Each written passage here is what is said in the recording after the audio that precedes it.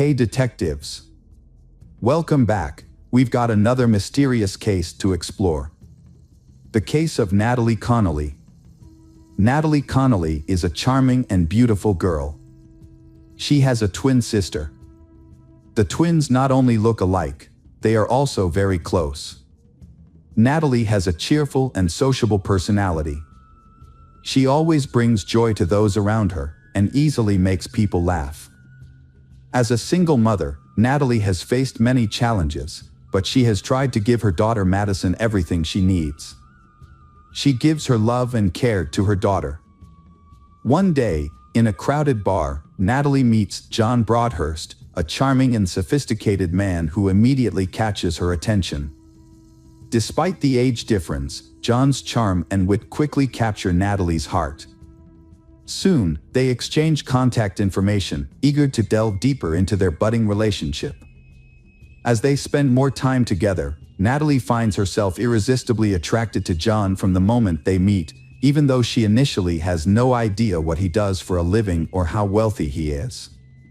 As they became closer, John revealed that he was a millionaire, a fact that became apparent through his lavish displays of affection. He showered Natalie with expensive gifts and took her to lavish dinners at high-end restaurants. His large mansion looked like a fairy tale castle, and Natalie was charmed by his gentle and polite manner. However, beneath John's charming exterior, he hides many secrets. Over time, it becomes clear that his life is more complicated than he initially lets on. Between John's engagement to his pregnant fiancée and his expectation of their second child, John has been hiding the existence of 3 more children. His relationship with Natalie is revealed to be an affair. Continues even as he deals with the breakup of his previous relationship, eventually choosing to turn his attention to Natalie. At first, John and Natalie's romance seems like a fairy tale. John quickly becomes acquainted with her daughter Madison, and she easily wins the hearts of his children. John showers Natalie with lavish gifts and seems to make every dream imaginable come true. However, when Natalie moves into John's estate in Kinver, Staffordshire, England, their passionate relationship begins to fall apart as they begin to live together and share every moment of their lives. John enjoys rough and aggressive intimacy, similar to scenes in 50 Shades of Grey, which makes Natalie feel uncomfortable. He took pleasure in inflicting pain during intimate moments, often leaving visible evidence of his aggression in the form of bruises and cuts. Despite the initial romance and luxury of the relationship, Natalie began to see a darker reality in their relationship. She felt trapped and reluctant to comply with John's demands. Fearing abandonment, like his pregnant ex-fiancée, and fearing a return to her previous lonely life, she chose to stay and not leave. Natalie turns to her sister and mother for support, sharing with them the physical and emotional pain she suffered at the hands of John during their intense and often violent sexual encounters.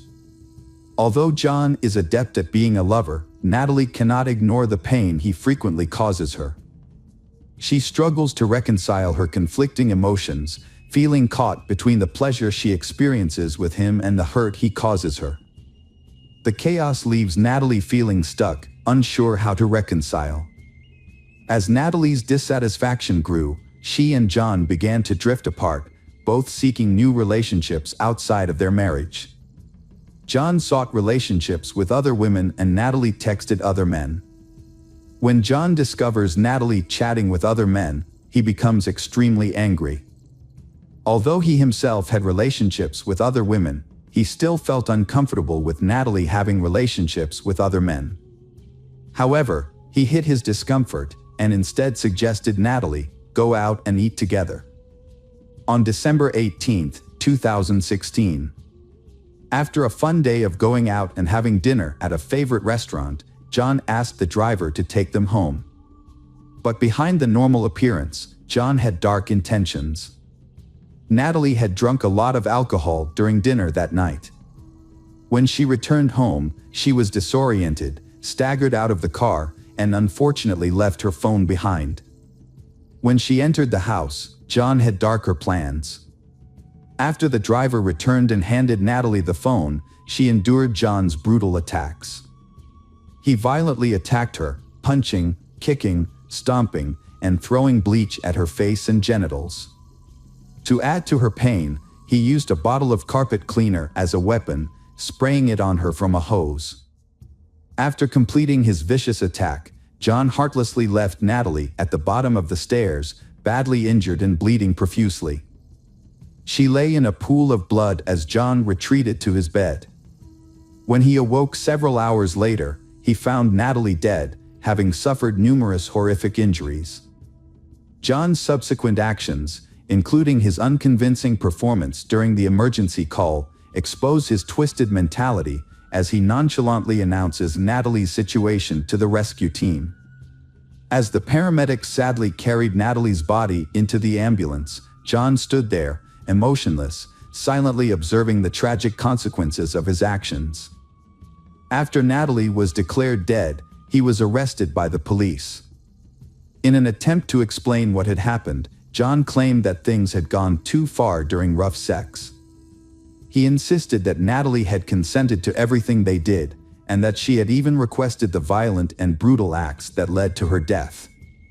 According to John's disturbing account, Natalie had wanted to be hurt, abused, and had a foreign object inserted into her body. He claimed that despite the blood and pain, she had told him that she was fine and wanted more, and that he was trying to blame her for her tragic death. John attempted to avoid responsibility by claiming that Natalie had willingly engaged in rough sex many times before without any problems. When asked why he had left her lying at the bottom of the stairs partially clothed, he gave an excuse, that the house was always warm. So he did not need to provide a blanket. John showed no remorse or apology, instead placing the blame squarely on Natalie. Surprisingly, his attempt at blame-shifting worked, much to the anger of many. Although he was convicted of manslaughter, he was given a relatively short sentence of 3 years and 8 months, and serving only 22 months before being released. Today, John Broadhurst walks among us, a stark reminder of the miscarriages of justice and the ongoing pain suffered by Natalie and her loved ones. The Natalie Connolly case has been widely criticized and controversial. Motivated Fiona McKenzie to launch the "We Can't Agree with This" movement in December 2018. McKenzie's initiative serves two purposes: to spark conversations about the widespread problem of sexual assault and to advocate for the removal of the rough sex defense. In Fiona's view, she believes that this defense justifies violence in intimate relationships and reinforces harmful stereotypes. However, McKenzie was surprised to discover that some individuals, despite disagreeing with the court's decision, accepted it. They believed that it was just an accident, not a sign of intentional homicide. Unfortunately, this way of thinking often leads to victim blaming, unfairly holding them responsible for the risks of their actions. The gross sexual homicide defense was explicitly banned with the passing of the Domestic Abuse Bill by Parliament on July 6, 2020. Following royal assent on April 29, 2021, the bill banned the gross sexual homicide defense, a significant step in tackling domestic violence. Offenders can no longer use this defense to justify their actions. Natalie's death has left a huge void in the lives of her family and friends, who are in shock and deeply saddened by her loss. Since her death, the community has come together to raise awareness of domestic violence and to help survivors heal and recover. Their kindness and solidarity has brought hope in the wake of a terrible tragedy.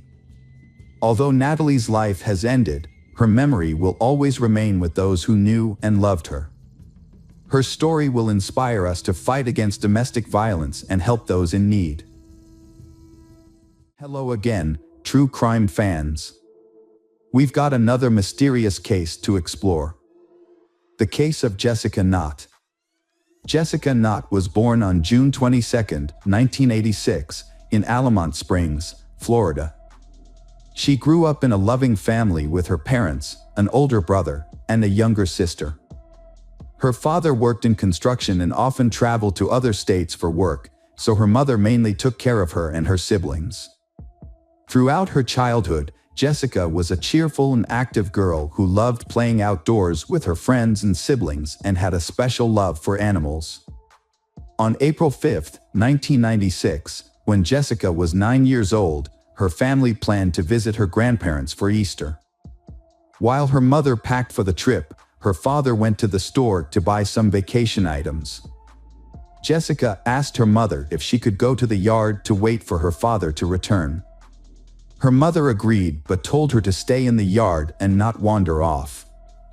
The family's apartment complex was located in a quiet area, surrounded by many trees and away from the main road. The neighborhood was considered safe, and children often played outside without regular adult supervision. However, when Jessica's father returned home around 6 p.m., he asked his wife where Jessica was, and she was surprised to learn that Jessica was not in the yard as she had thought. The parents searched the yard but couldn't find their daughter Jessica. Growing increasingly worried, they started asking neighbors if they had seen Jessica. A neighbor reported seeing Jessica sitting on a bench, reading a book, but this information yielded no results. As night began to fall and Jessica was still missing, her parents contacted the police. The police quickly began search operations, questioning neighbors and canvassing the surrounding area. Despite their best efforts, they were unable to find Jessica, forcing the police to expand their search to nearby streets. A few hours later, the police received an unexpected call from an unknown number. The caller's voice was distorted by background noise. But the police determined that Jessica might have been near a water pumping station several miles from her home. When the police arrived at the water pumping station, they witnessed a horrifying scene. Jessica's body was discovered near the pumping station, hidden in a black trash bag. This location was only a few meters from the road, but the pumping station was located under a bridge, making it nearly impossible to detect. Next to the body were some magazines and a children's mirror. The police quickly identified the victim as Jessica Knott and handed her body over to the medical examiner for further investigation. Investigators turned their attention to tracing the 911 call, which they believed was made by the killer. Their goal was to use the call to identify the killer. However, the call was made from a public phone at a nearby gas station, and when the police arrived, the perpetrator had already fled. Detectives tried to take fingerprints, but it was a difficult task because this was a public phone booth, which likely had many fingerprints from different users. In addition, it was possible that the killer had wiped the phone clean after calling or had worn gloves to avoid leaving fingerprints. Further investigation revealed that Jessica may have been killed elsewhere and her body moved to the water pumping station. Evidence on the ground showed that the killer pulled the body out of the car, then put it in a trash bag and dragged it to the water pumping station. Jessica's clothes were still intact, except for a missing shoe, which was not found at the scene. The only potential clue at the crime scene was tire tracks on the ground. There was a possibility that they belonged to the killer's car, so the police took photos and analyzed the prints. Meanwhile, a medical examination of the body showed that the victim died from strangulation, with marks on the face and neck indicating the killer used bare hands. An autopsy showed that Jessica had eaten a hamburger shortly before her death. Her mother said she did not give Jessica a hamburger that day, suggesting the killer may have provided her with food. Additionally, forensic experts found no evidence of sexual assault, leaving the killer's motive unknown. Initially, police had suspected Jessica's parents of being involved in her disappearance because they had not had a solid alibi. Jessica's mother had claimed that she had packed up the apartment, and her father had claimed that he had been out shopping, so they clearly had had the opportunity to commit the crime. The police had been confused as to how the killer had been able to get Jessica out of the yard without anyone noticing or her screaming, leading them to believe that the killer might have been someone Jessica knew and trusted, and she might have voluntarily left with them. The killer's voice on the 911 call had provided another clue.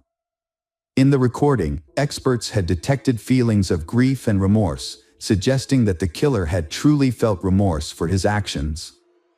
The fact that the killer had taken the risk of calling 911 suggested that they might have been trying to minimize guilt or manipulate the investigation.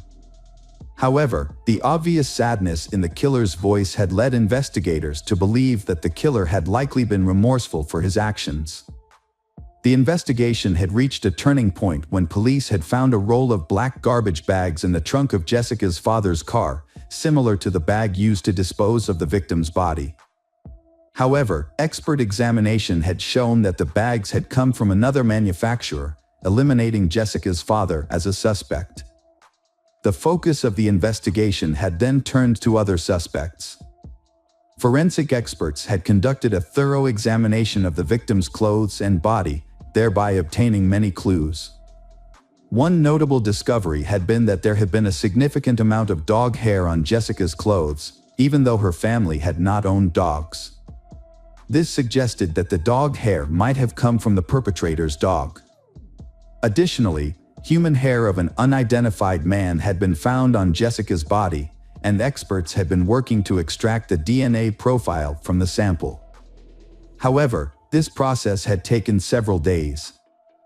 Further examination had revealed two strange fibers on Jessica's clothes that experts had analyzed and determined likely had originated from car seat covers and carpets. This finding had supported the theory that Jessica had been killed at a location other than the water pumping station and then transported there by car. To determine the breed of dog that had shed hair on Jessica's clothes, experts had used the FBI's specialized database, which contained microscopic photos of hair from many different dog breeds. By comparing fur samples with a database, experts had determined that the fur had belonged to a Shar-Pei. This discovery had suggested that the perpetrator might have owned a Shar-Pei and that the dog's fur had been transferred to Jessica's clothes at the perpetrator's home or in the car. According to investigators' initial theory, the killer might have lured Jessica into his car, taken her to buy hamburgers at McDonald's, and then taken her to his home, where she had been murdered. To aid the investigation, experts had tried to improve the quality of the phone call recordings, but this had proved difficult. They had decided to try a different approach and sought help from NASA, which had advanced audio enhancement tools originally designed for use in space recordings.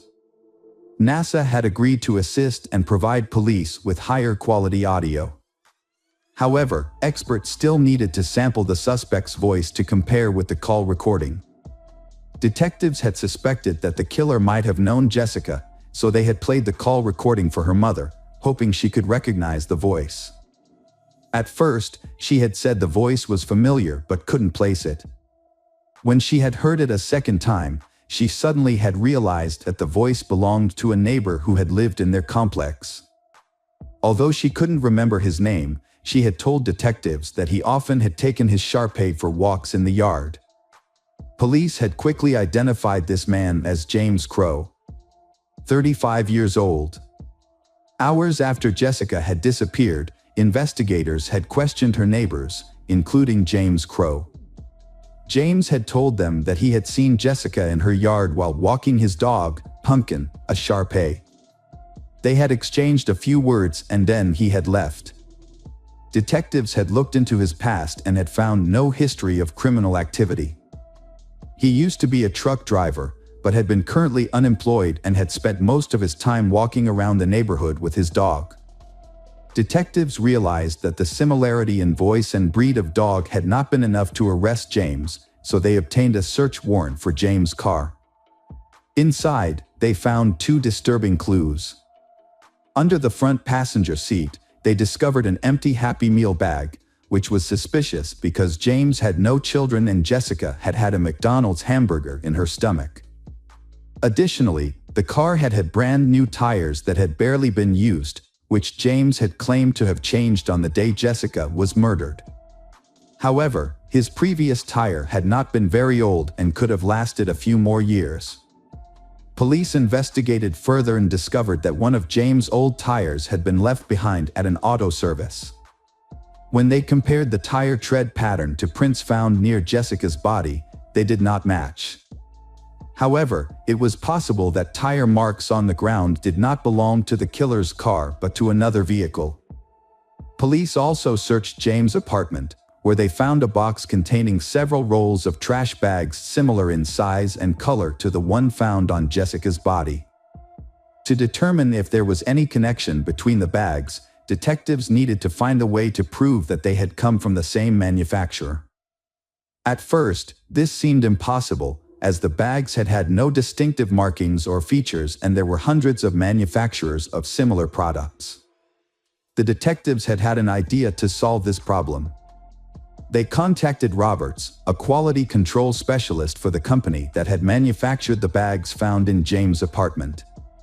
Roberts pinpointed the factory that had produced the bags based on a special code on the cardboard box containing the rolls.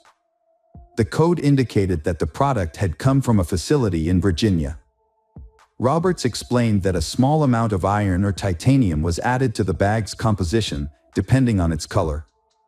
Because the factory produced bags in many different colors, the materials used in production changed constantly, causing the ratio of plastic and iron or titanium to change daily. To take advantage of this information, experts used high-intensity X-rays to measure the presence of iron and titanium in the plastic of handbags from the suspect's apartment and the crime scene. This analysis provided exact ratios of elements, which were identical in both bags. This suggested the bags had been made on the same day and possibly from the same batch. However, there was more to the story than that. During the production of garbage bags, microscopic debris accumulated on the machine and imprinted on the plastic sheets as they were rolled out. This created a unique stripe pattern on each bag, visible to the naked eye. Even though the debris on the conveyor belt was constantly changing, creating a new pattern every few hundred feet of fabric, the results were consistent enough to provide another possible lead in the investigation.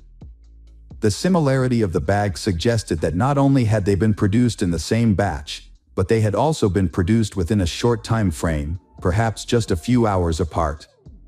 Comparison of the bags from the suspect's apartment and the crime scene revealed a striking match in the lines and patterns on the bags. On further inspection, experts showed that the bags had been rolled into bundles by machine, which could have created irregularities during the rolling process. Although these irregularities were hardly noticeable, they could be detected by examining the edges of the bag, where the folds formed a unique pattern. Upon re-examining the bags, experts discovered that the pattern on the bags at the suspect's apartment matched the pattern at the crime scene. Further analysis also revealed that fibers found on Jessica's clothing had matched the carpet in James' apartment and the upholstery of his car seat. An audio expert had also analyzed the 911 call recording and compared it to James's voice sample, concluding that the voice in the recording belonged to James. Although the evidence was only circumstantial, detectives still believed in James' involvement in the case and decided to arrest him. James was taken into custody, and the prosecution announced its intention to seek the death penalty. Despite James continuing to deny guilt, the case still went to trial. The prosecution presented its theories, highlighting James' frequent outdoor activities with his dog, which had earned him the trust of local children, including Jessica. According to police, James had met Jessica while walking his dog and had struck up a conversation. He offered to take her to McDonald's, and she agreed because she knew him. After the meal, James allegedly invited Jessica to his home. While his wife was away, evidence had shown that Jessica was actually at James's house that day, as fibers from his living room carpet were found on her clothes. The investigation revealed that James might have tried to attack Jessica, but something went wrong. Forensic evidence indicated that the killer had strangled Jessica with their bare hands and pressed their palms against her face, possibly to silence her if she tried to scream. Panicked, the killer then placed Jessica's body in a trash bag and transported it to their car without arousing suspicion from the neighbors. The killer dumped her body near a water station, called 911 from a nearby gas station, and returned home. During the preliminary hearings, James's attorneys attempted to defend the evidence, arguing that there was no concrete proof of James' guilt. Although the judge accepted the evidence, the defense pointed out that in murder cases, the standard of proof is higher and more direct. Therefore, the possibility that James could avoid the death penalty was very large. A plea agreement was offered to James based on the circumstances surrounding the case. The deal required him to plead guilty to second-degree murder and accept a sentence of 40 years in prison without parole, thereby avoiding the death penalty. 2 years after the murder, in the summer of 1998, James accepted the deal. Although he was not required to provide details about the crime, he said that one of the reasons he accepted the deal was to spare Jessica's family the torment of the trial.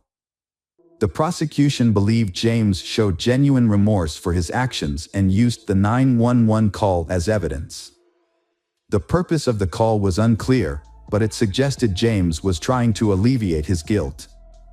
However, Jessica's parents were not satisfied with this deal because they had hoped for the death penalty and wanted James to confess to the crime. Despite this, James remained silent about the details of his actions. James did not fully serve his sentence. He died in November 2011 at the age of 49 from health problems, taking with him details of his crimes and motives. Hello friends, welcome to our channel. Today we're going to take a look at another horrible case with you. The case of Shanynthia Gardner. Shanynthia Gardner was born in Memphis, Tennessee, in the late 1980s. Shaninthia's childhood was relatively ordinary. She was a beautiful, slender, curly-haired brunette with a talent for music and a creative spirit. She had a gift for composing songs and singing, which earned her local recognition and fame. Her love for music was just one of her passions. In addition to singing, Shanynthia enjoyed fashion and photography. She was a natural in front of the camera and had an artistic eye for capturing everyday moments. Despite her many creative pursuits, Shanynthia was also devoted to charity and her faith. She regularly attended church and prioritized her family's needs. Her life seemed to be on a promising path, filled with potential and possibilities. Shanynthia was 14 years old when she met Dur Clayton through mutual friends. They quickly discovered common interests and became friends. As they grew older and graduated from high school, their friendship evolved into a romantic relationship. They were perceived as a serious and stable young couple, but had some minor run-ins with the law, including traffic violations and disorderly conduct. In 2008, Dur faced a serious accusation of assaulting a woman, although it was allegedly unintentional. Fortunately for him, the charges were eventually dropped. That same year, Shanynthia and Dur began living together, and they had a son. Shanynthia took on a caring motherly role not only to their son but also to Dur's 2 children from a previous relationship. Sonia Clayton, Dur's mother, considered Shanynthia a part of their family, not just she her son loved. Shaninthia's devotion to her children made her special in Sonia's eyes. Although the relationship between Shanynthia and Dur was short-lived, they maintained some contact after the breakup. In Sonia's opinion, Shanynthia remained a good partner and caring mother to Dur. Shaninthia's marriage to Martin Gardner marked a new chapter in her life. He brought joy and stability, and she won him over with her kindness and love for children. To Martin, Shanynthia embodied feminine tenderness and wisdom. Shanynthia and Martin's life together progressed quickly. In September 2013, they moved into an apartment in southeast Shelby County and started their life together. After their wedding, they welcomed their first child, Telone. The following year, Saya was born, and soon after, 2 more girls, Savi and Yazzie, joined the family. In total, Martin and Shanynthia had 4 children together, in addition to Shaninthia's child from a previous relationship. For the young mom, her children were always the top priority. She enjoyed her part-time work at the Children's Hospital and was also actively involved in a center that raised funds to support children in need. Helping others was her true calling, and she dedicated her life to it with gratitude. Friday, July 1st, 2016, began like any other ordinary day. At around noon, Shanynthia was speaking with her husband, Martin, over the phone. Her voice remained calm, as it typically was. She told her husband she was going to watch a movie with the kids, giving no indication that anything was amiss on this ordinary day. However, during a quiet conversation between the spouses, a sudden and inexplicable madness took hold of Shanynthia. She grabbed a kitchen knife and entered the living room, where she attacked her 6-month-old daughter, Yazzie. The defenseless baby was caught off guard and her life was brutally cut short by the person she trusted most. The eldest child, at just 7 years old, witnessed this horrific scene unfold before his eyes, unable to fully comprehend the tragedy. Panicked and desperate, he fled the house. Shanynthia pursued him, still armed with the knife, intent on continuing her rampage. She chased after Durr, but his terrified screams caught the attention of the neighbors.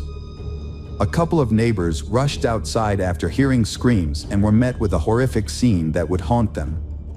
Shanynthia stopped attacking Durr when she realized she was being watched. However, the horror was far from over. Chania went back inside the house, where her children, Savi and Talon, were waiting.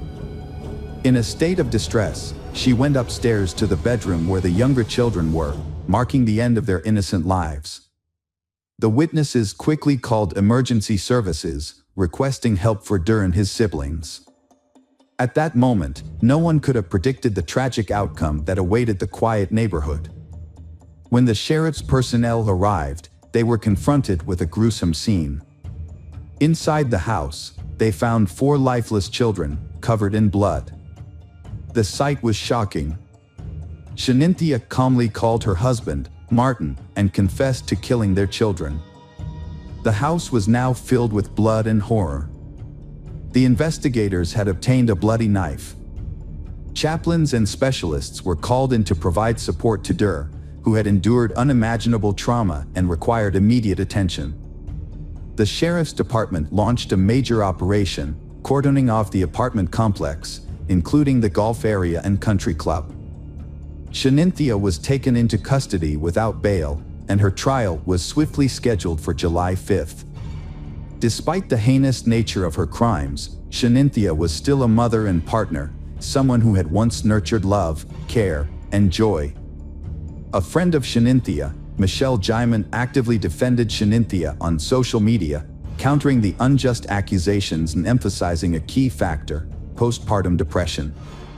The case sparked discussions, with Dr. Joel Rissman, a psychiatrist at the University of Tennessee Medical Center, noting that mothers killing their children is rare and often linked to mental health problems.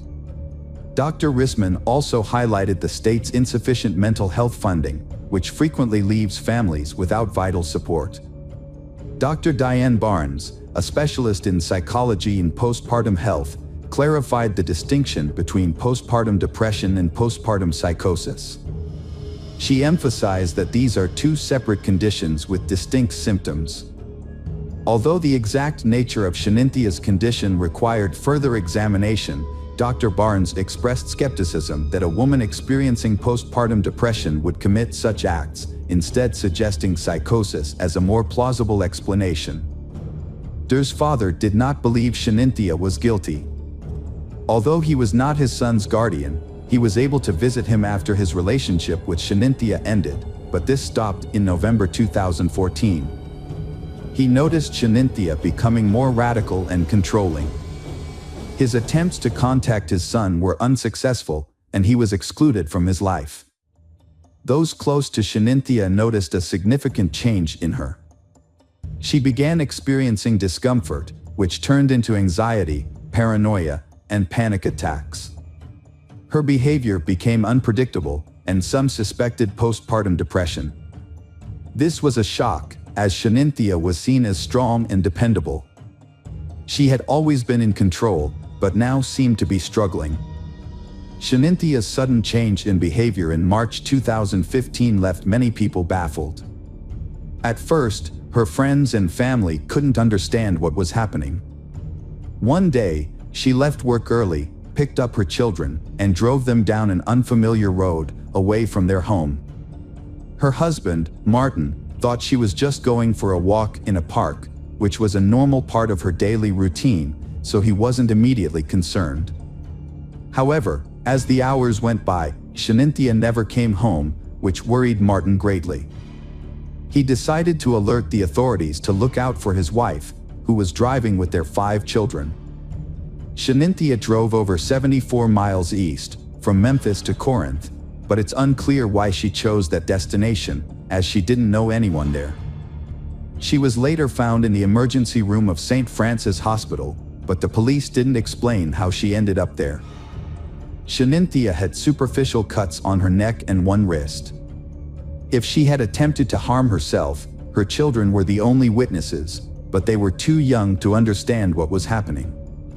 Eventually, the authorities brought Shanynthia home. However, her behavior became even more unusual after that. She told Martin that someone was threatening her and their family, which shocked him, as she provided no details about the supposed threat or who was behind it. There had been no previous incidents of this kind. When Shanynthia was with family and friends, she began complaining about her job and workload, claiming it made her feel terrible. She soon started saying that some co-workers wanted to harm her.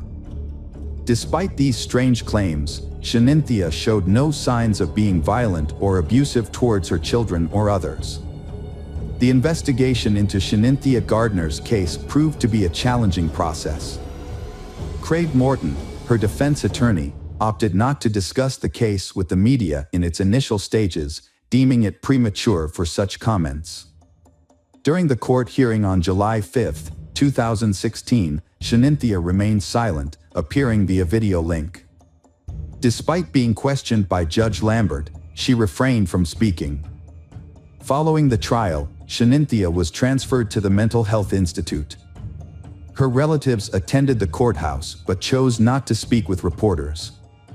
Meanwhile, Morton's attorney and prosecutor Jennifer Nichols intended to file a motion to preserve evidence, including information obtained from social media. January 2017 saw Shanynthia formally charged with 4 counts: aggravated child abuse, aggravated murder with a deadly weapon, another count of aggravated child abuse, and child neglect. The investigation into the mysterious and gruesome events continued, leaving the community seeking justice and answers to numerous questions. During the hearing, loved ones of Shanynthia testified about the events of that fateful day. Sonia, Martin's mother, was shocked to learn of the tragedy and rushed to the scene to find her grandson, Der. Initially, she thought something supernatural was involved, but as the shock wore off, she considered possible motives. Sonia wondered if their potential divorce and fear of caring for 5 children alone might have driven Shanynthia to commit the horrific act. The trial was significantly delayed due to Shaninthia's multiple psychiatric evaluations. However, in 2021, the non-jury trial finally commenced. The defense centered its strategy around Shaninthia's mental illness, while the prosecution acknowledged her condition but argued that she could distinguish right from wrong and understood the illegality of her actions. In December 2021, Judge James of the Shelby County Criminal Court rejected the defense's argument, and Shanynthia Gardner was found guilty of all charges. 2 months later, Shanynthia, 34, appeared in court for sentencing, accompanied by her husband Martin. Judge James sentenced her to life in prison for each murder count, plus 15 years for each count of child abuse and neglect. Shanynthia can apply for parole only after serving 51 years.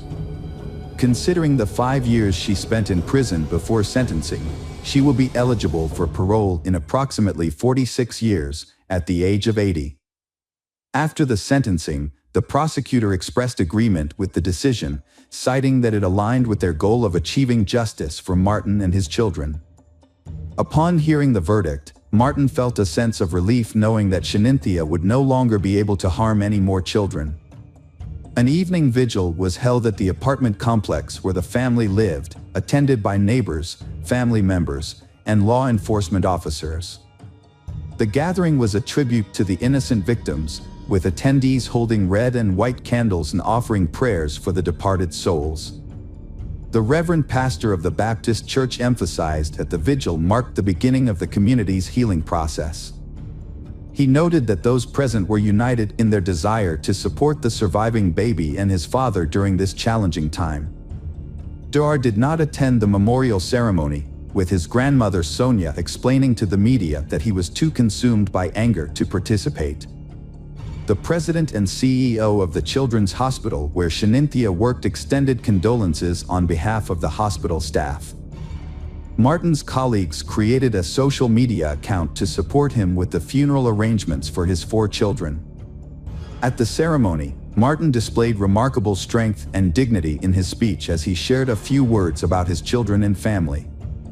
He concluded by emphasizing that his home was once filled with happiness when his children and Shanynthia were present, and that he would always cherish this memory. Hello friends, welcome to our channel. Today we're going to take a look at another horrible case with you. The case of Sarah Stern. Sarah Elizabeth Sarah was born on March 24, 1997, in Neptune City, New Jersey, to Michael and Susan Sarah. As their only child, Sarah received all the love and attention from her parents, who had been unable to have more children due to health issues. Sarah grew up to be a lively, cheerful, and outgoing child. She was involved in various activities, including school theater, photography, drawing, swimming, and softball. Her passion was art, and she aspired to become an artist or designer. After graduating from high school, Sarah enrolled in a local college to pursue her dream. Tragedy struck in the autumn of 2013 when Sarah's mother, Susan, passed away after a long battle with cancer. Despite periods of remission, the disease ultimately took its toll. This devastating loss was a tremendous shock to the family, particularly for Sarah, who was extremely close to her mother. After a period of struggling with depression, Sarah began to support her ailing father and care for their beloved dog, Buddy. As time passed, her life started to improve, and she set goals for the future. Upon graduating from college, Sarah planned to apply to a prestigious university in New York. Before pursuing further education, she hoped to travel the world, with a particular interest in visiting Canada and possibly even living there for a while. Her father, Michael Sarah, frequently traveled out of state for work, often for weeks at a time. However, he never worried about leaving Sarah alone, as she was a grown and independent young woman, and their town was considered safe. But on the night of December 3, 2016, around 2:30 a.m., an unsettling incident occurred.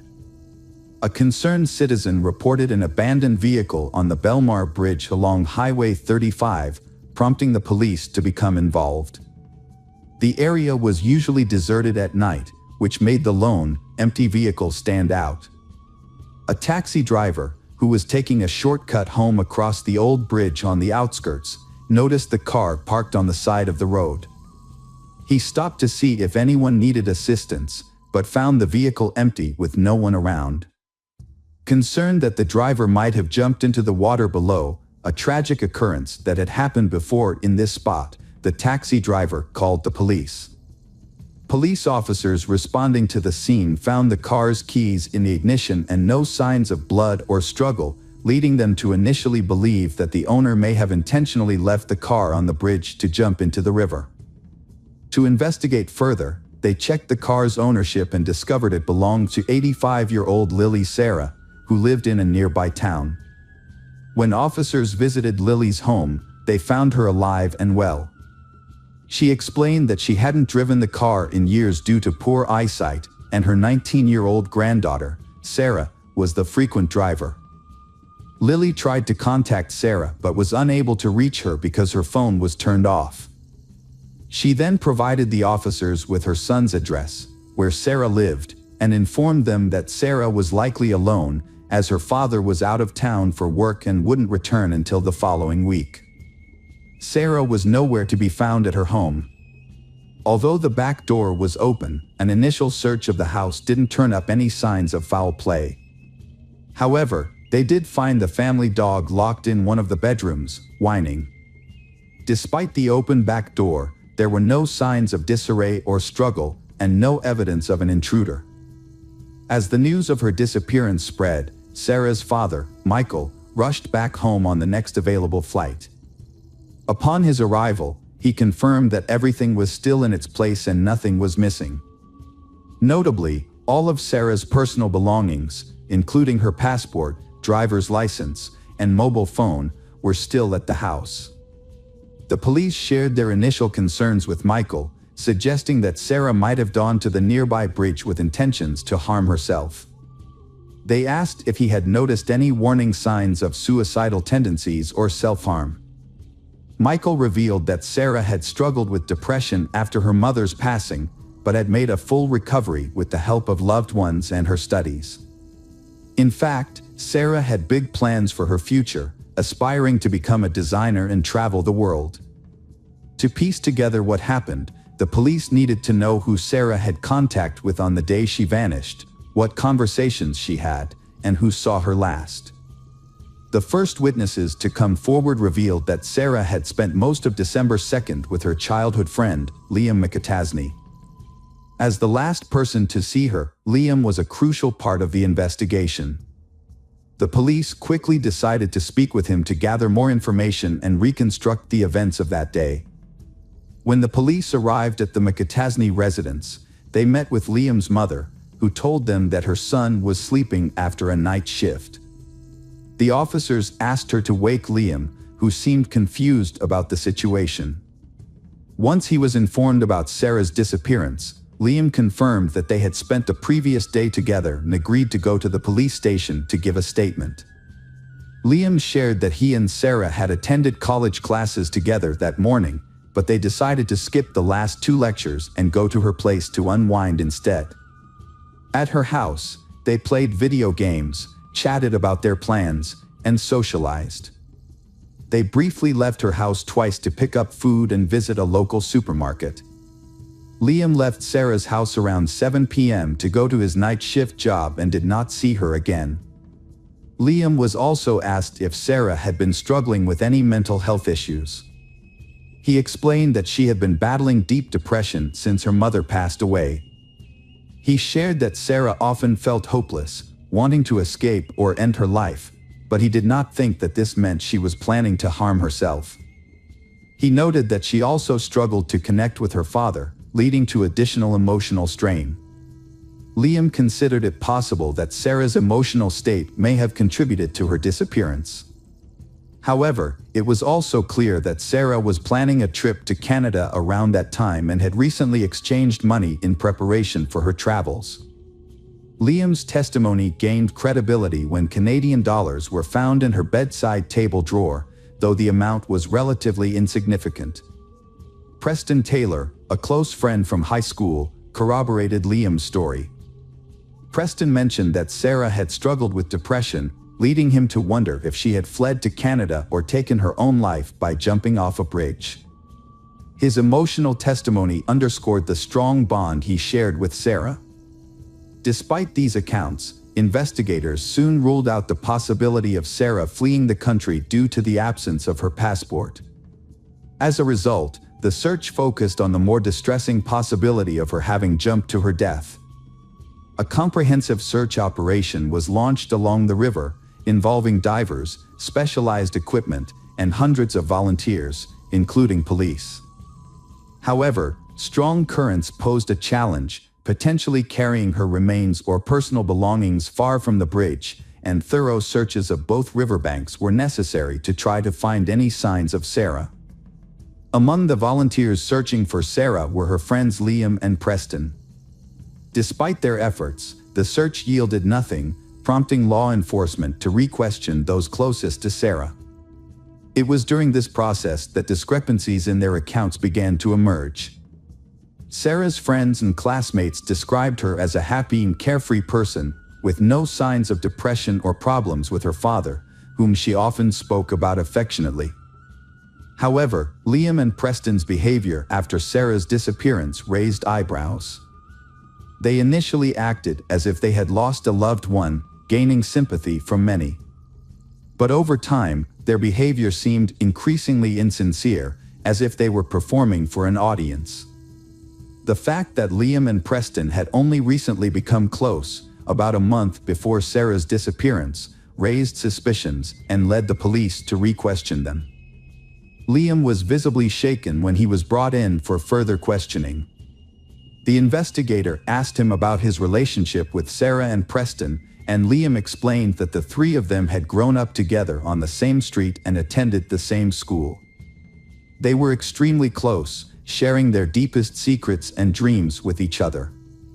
Preston had even taken Sarah to prom, but they had never been romantically involved.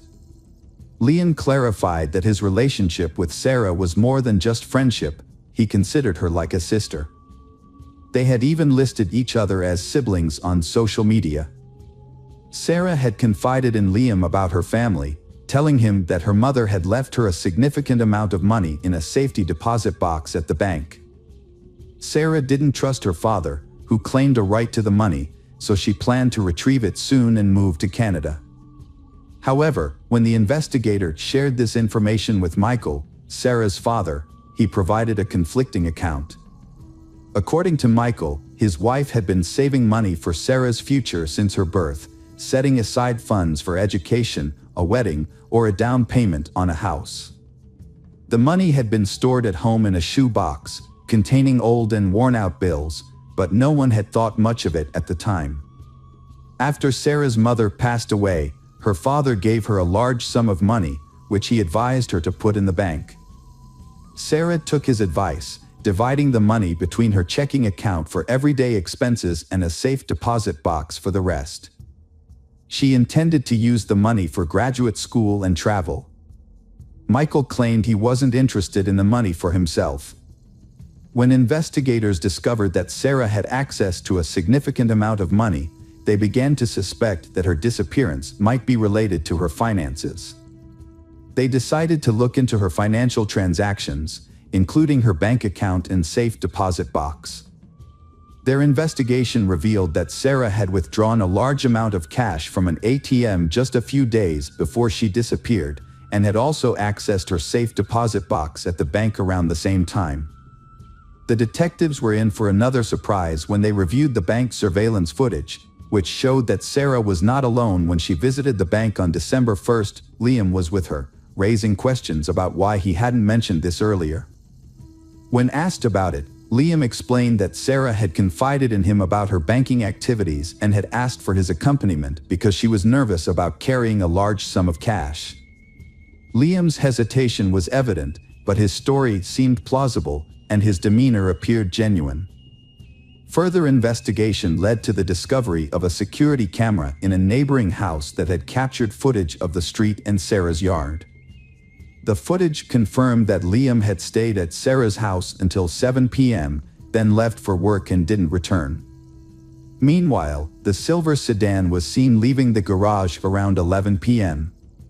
This new information added a chilling twist to the already disturbing case. In a surprising turn of events, an acquaintance of Sarah's named Anthony walked into the police station about a month after her disappearance. Unaware of the recent events, Anthony had been out of town for several weeks. He shared a peculiar story that sent shockwaves through the investigation. It turned out that Anthony had gone to school with Sarah, Liam, and Preston, and after graduation, he had pursued a passion for filmmaking, keeping in touch only with Liam, who also shared his interest in cinema. Anthony remembered that about a month and a half before Sarah disappeared, Liam visited him and they spent an evening brainstorming ideas for a horror movie aimed at teenagers. Liam came up with a plot about a girl who shares a secret about a large sum of money with her friend, who then gains her trust and kills her, dumping her body in a river. Anthony thought the idea was good, and they even wrote a few pages of the script. After that, Anthony moved on to another project and forgot about the story. He then left town to work on a film as a camera assistant.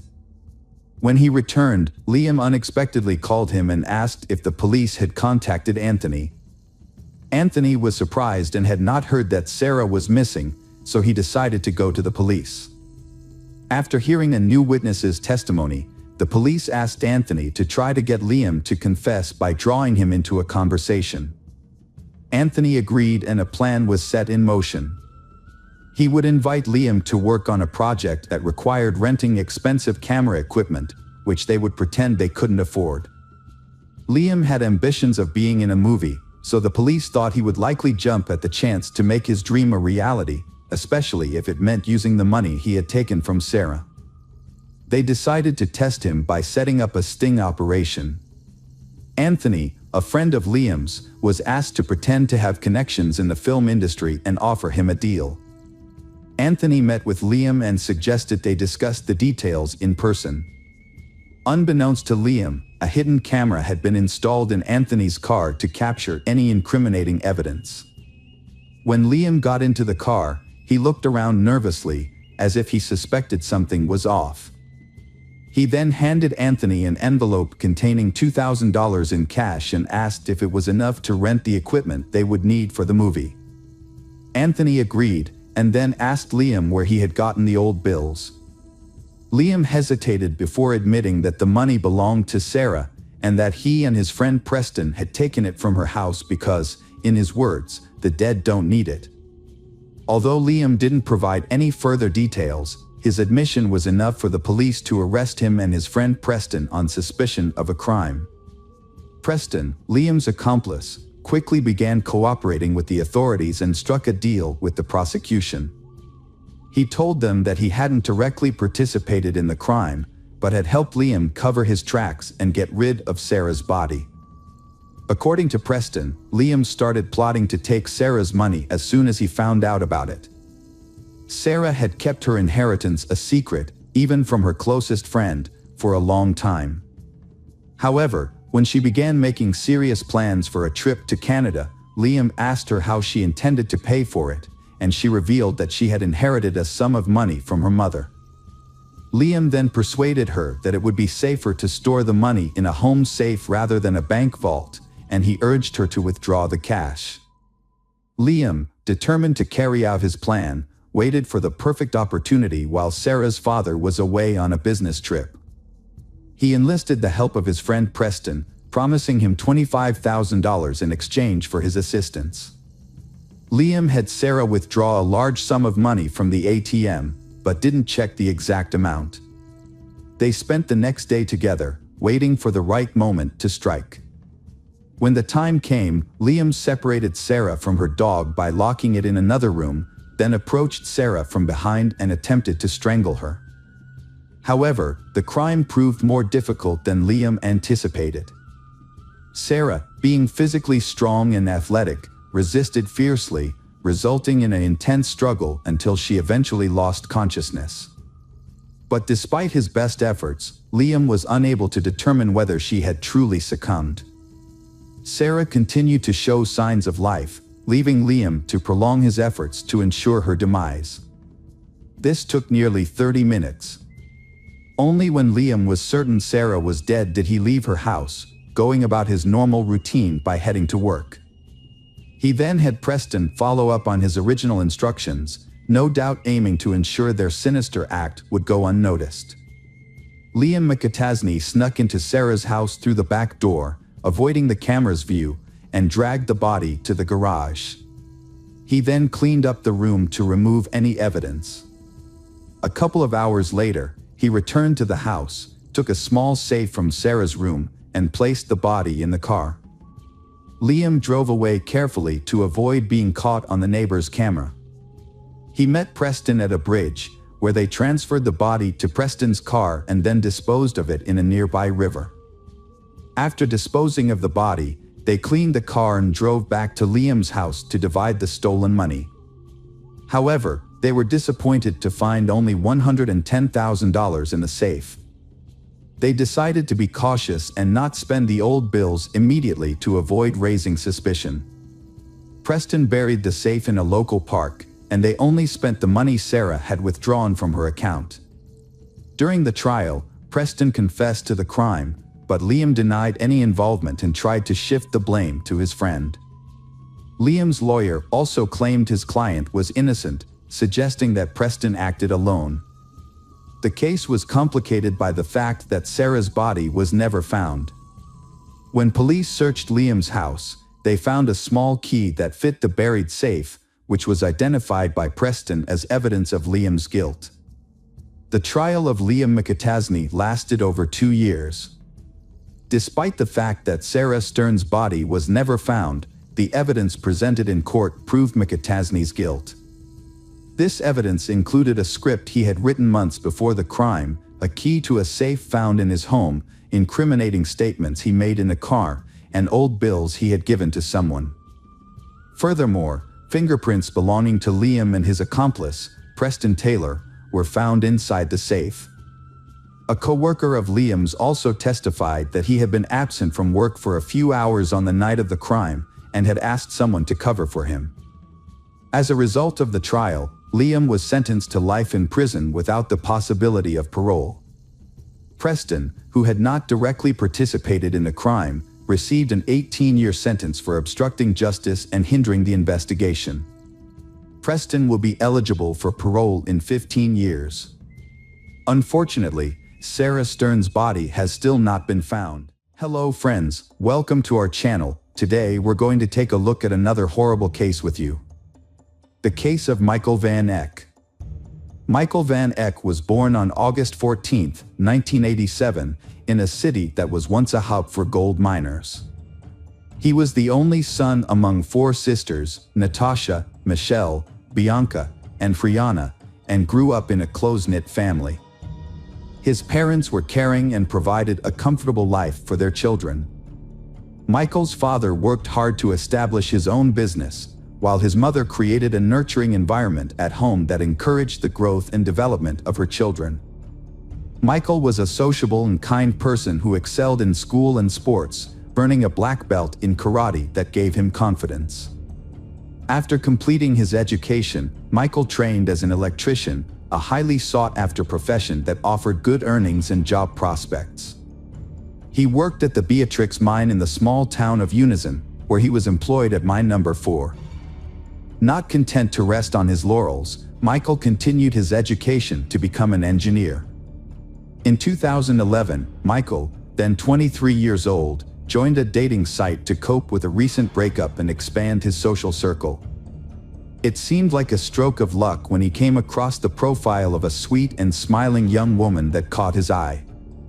During the ongoing conversation, the man discovered that they shared common interests.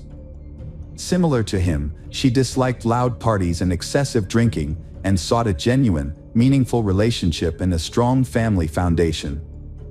Michael was pleasantly surprised to find a compatible match online. Living with his parents at the time, he shared his excitement and concerns with his mother. On April 2nd, he confided in her about his upcoming date and made an effort to prepare and make a good impression. He withdrew his first paycheck of 1,000 Rand from his account. The only thing that gave him pause was the unusual location his online friend had chosen for their first meeting, the city cemetery. To avoid worrying his parents, he kept this detail to himself. Around 9 p.m. that evening, Michael bid farewell to his family and left the house. He drove to the designated location in his silver Pajero 2007, a gift from his parents for his 18th birthday.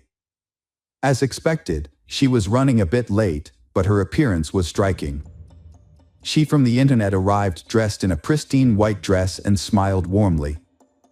The conversation flowed easily, and afterwards, she suggested continuing the evening elsewhere in the cemetery. She invited him to a secluded area with a blanket spread out on the grass, accompanied by a basket of fruit and wine. Michael and his friends had just finished their drinks when his beautiful companion suddenly kissed him. At first, the kiss was pleasant, but it quickly turned into a painful and horrific experience. Unbeknownst to Michael, this kiss was the beginning of a sinister plot. Jane Van Heerden was born in 1991 to parents who were struggling in their marriage. When her mother discovered she was pregnant, they decided to put their divorce on hold and try to work through their issues. However, their efforts were unsuccessful, and the situation at home continued to deteriorate. Unfortunately for Jane, her mother resented her presence, seeing her as a constant reminder of her unhappy marriage. Even after the divorce, Jane's mother held on to her negative feelings, making it difficult for Jane to feel loved and accepted. Jane's behavioral issues and cold demeanor towards her children persisted even after her marriage ended.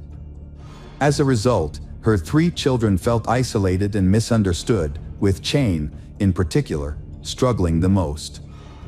From a young age, she became withdrawn and sullen, displaying psychological problems. Her behavior became increasingly disturbing, as she frequently talked about death and created confusing artwork. She also developed an imaginary friend named Azael.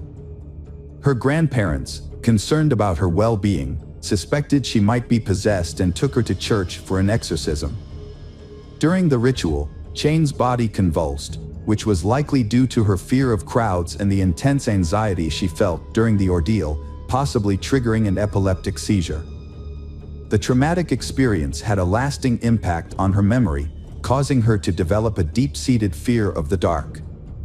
This phobia was further exacerbated by her mother's frightening statement that toys come to life at night, leading Jane to take drastic measures to protect herself, such as taping her doll's eyes shut and restraining them with shoelaces. Jane's mental condition took a turn for the worse as she entered preteen years. At 10 years old, she had a disturbing episode where she threatened a family guest with a knife while visiting her father. This incident prompted her family to seek professional help, and she was evaluated by a specialist who prescribed sedatives.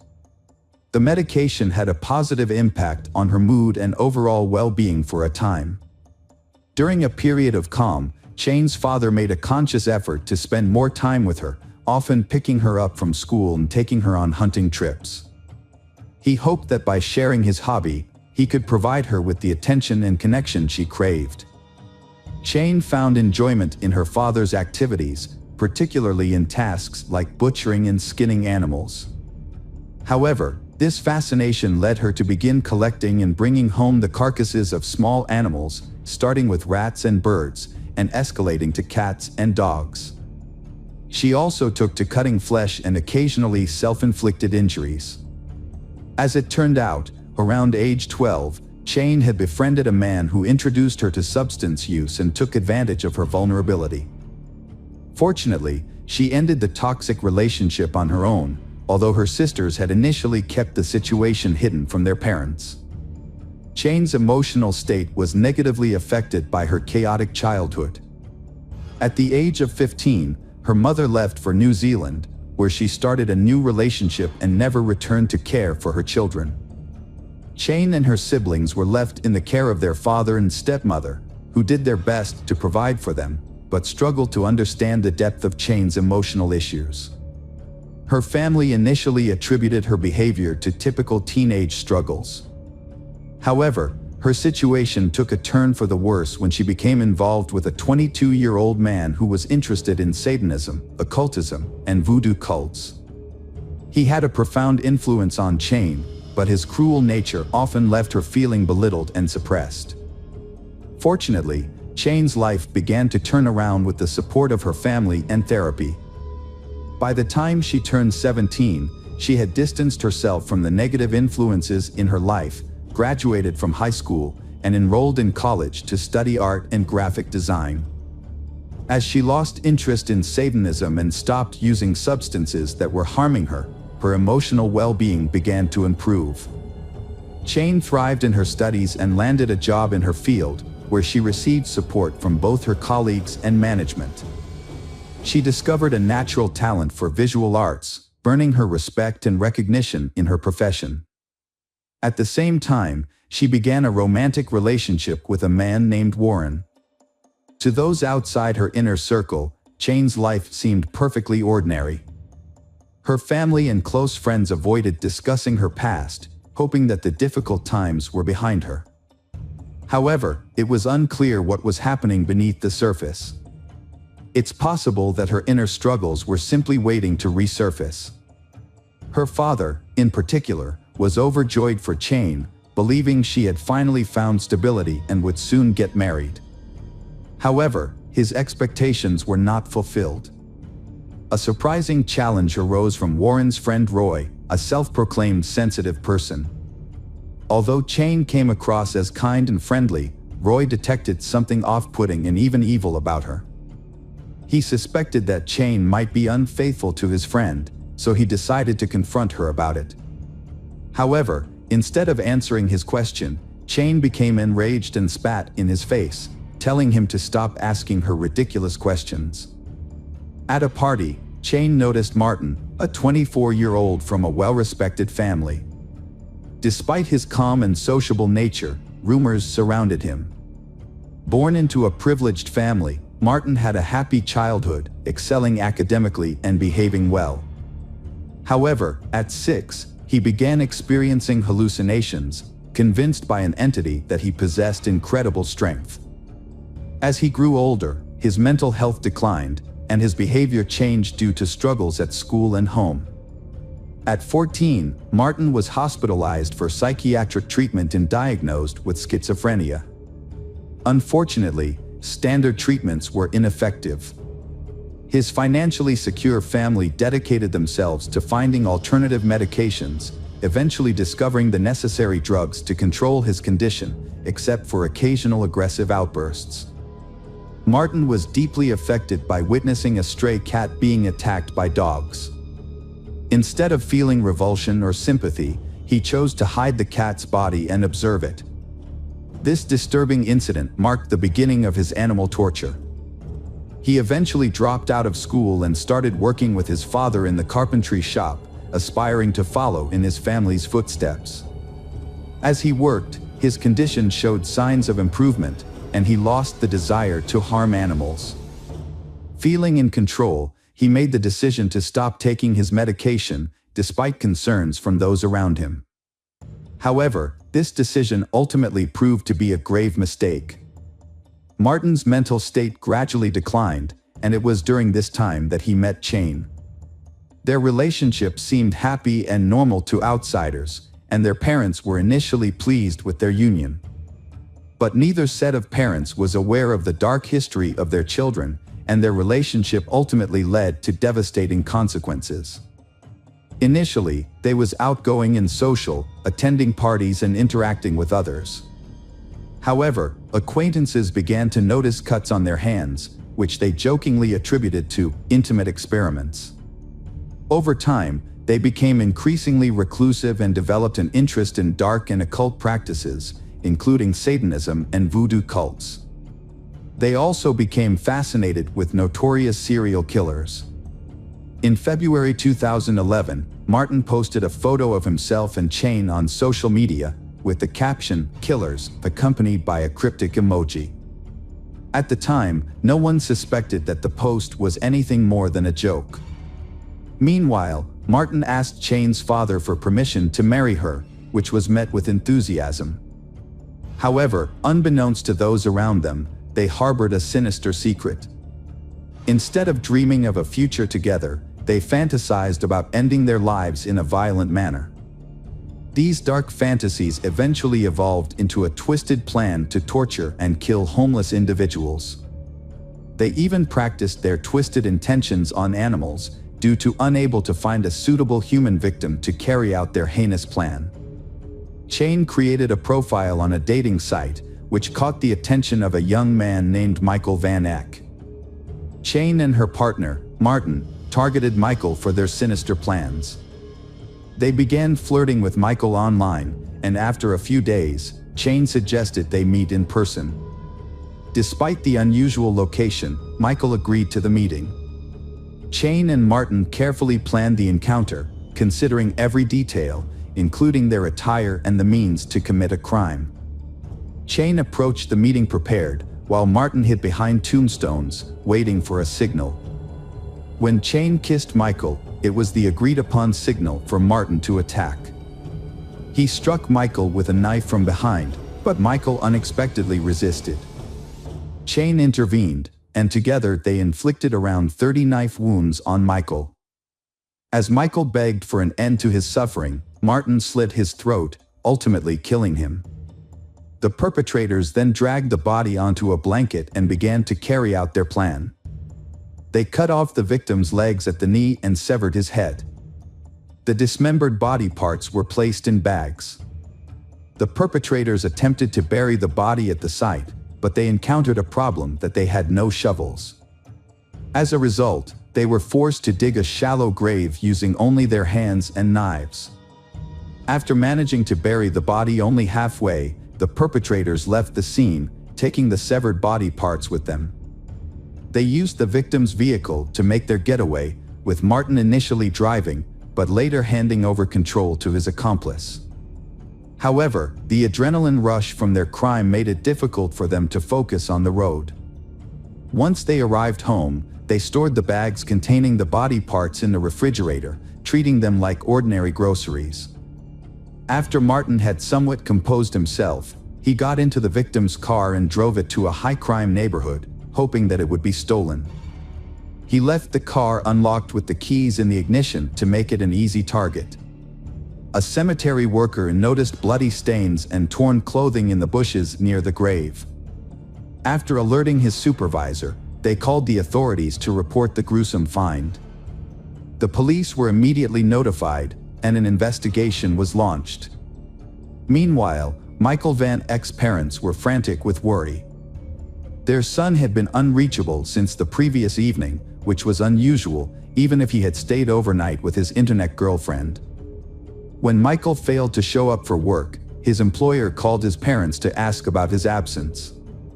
Around the same time, police received a report about an abandoned car with blood stains on the trunk. The vehicle was identified as belonging to Michael Van Eck through a database search. Further investigation revealed that the car had been parked at the cemetery for an extended period. With this new information, police officers visited the Van Eck residence, where they confirmed their suspicions. Michael's mother had been searching for him since the previous day. The officers then asked her to come to the cemetery, where forensic experts and search dogs were working to locate missing body parts. The investigation revealed that the victim's mother identified her son's body through distinctive burn marks he had sustained in childhood. The autopsy confirmed that the victim had suffered multiple knife wounds and showed signs of a struggle. The body had been dismembered after death, which suggested that the perpetrators had some level of expertise in this area. The number and nature of the wounds, as well as the strength required to subdue the victim, indicated that multiple attackers were involved. DNA testing later confirmed the identity of the victim as 23-year-old Michael Van Eck. During the investigation, police seized the victim's cell phone and computer, which revealed that the last person he had communicated with was Jane Van Heerden. According to their messages, she had invited him to meet at the cemetery on the night of his death. Detectives brought Jane in for questioning, and she arrived with her boyfriend, Martin. Both were interviewed separately and eventually confessed to being involved in the victim's murder. Upon learning of the incident, Jane's father rushed to the station, where he was shocked to hear the accusations against his daughter. When he asked her if the allegations were true, Jane calmly confirmed her involvement and stated that she would willingly do it again. She claimed that she had fantasized about committing such a crime ever since she started hunting with her father. This cruel confession shocked not only her father but also everyone present. As the case gained public attention, Jane's boyfriend, Martin, also showed no remorse. Instead, he seemed to enjoy the public scrutiny and posed for cameras. It became clear that neither Jane nor Martin felt any regret for their actions. Investigations revealed that they had planned to take their own lives if caught, but Martin's changed his mind, and Jane followed suit. They wanted to live a life of notoriety, embracing their dark impulses. A search of their apartment revealed a disturbing environment. The walls were adorned with distorted portraits of Jane, depicting her without eyes, mouth, or ears. The rooms also contained ritual items, animal scalps, knives, and other objects of unclear purpose. Police found the deceased young man's belongings, including his glasses and wallet, which Martins later confessed they had taken to prepare their next crime. The most disturbing discovery was made in the refrigerator, where police found Michael's severed head with his mouth sewn shut. It is believed that the perpetrators intended to use his head as a ritualistic bowl. The victim's eyes and ears were found in separate containers. Additionally, the victim's hand and leg were discovered buried near the murderer's home, alongside the remains of various animals. The perpetrator's diary revealed horrific thoughts and plans for future crimes. The evidence collected during the investigation made it clear that the perpetrators had planned to commit multiple crimes, and that the process of taking lives and mutilating bodies brought them immense pleasure. Martin and Chain underwent multiple evaluations to assess their mental competence. The commission confirmed that they were aware of their actions and understood the consequences. In November 2011, Chain's trial took place. Despite this being her first offense, she was treated as a serial offender. She openly expressed her desire to repeat her actions and told the court that she understood she should feel shame or remorse, but couldn't.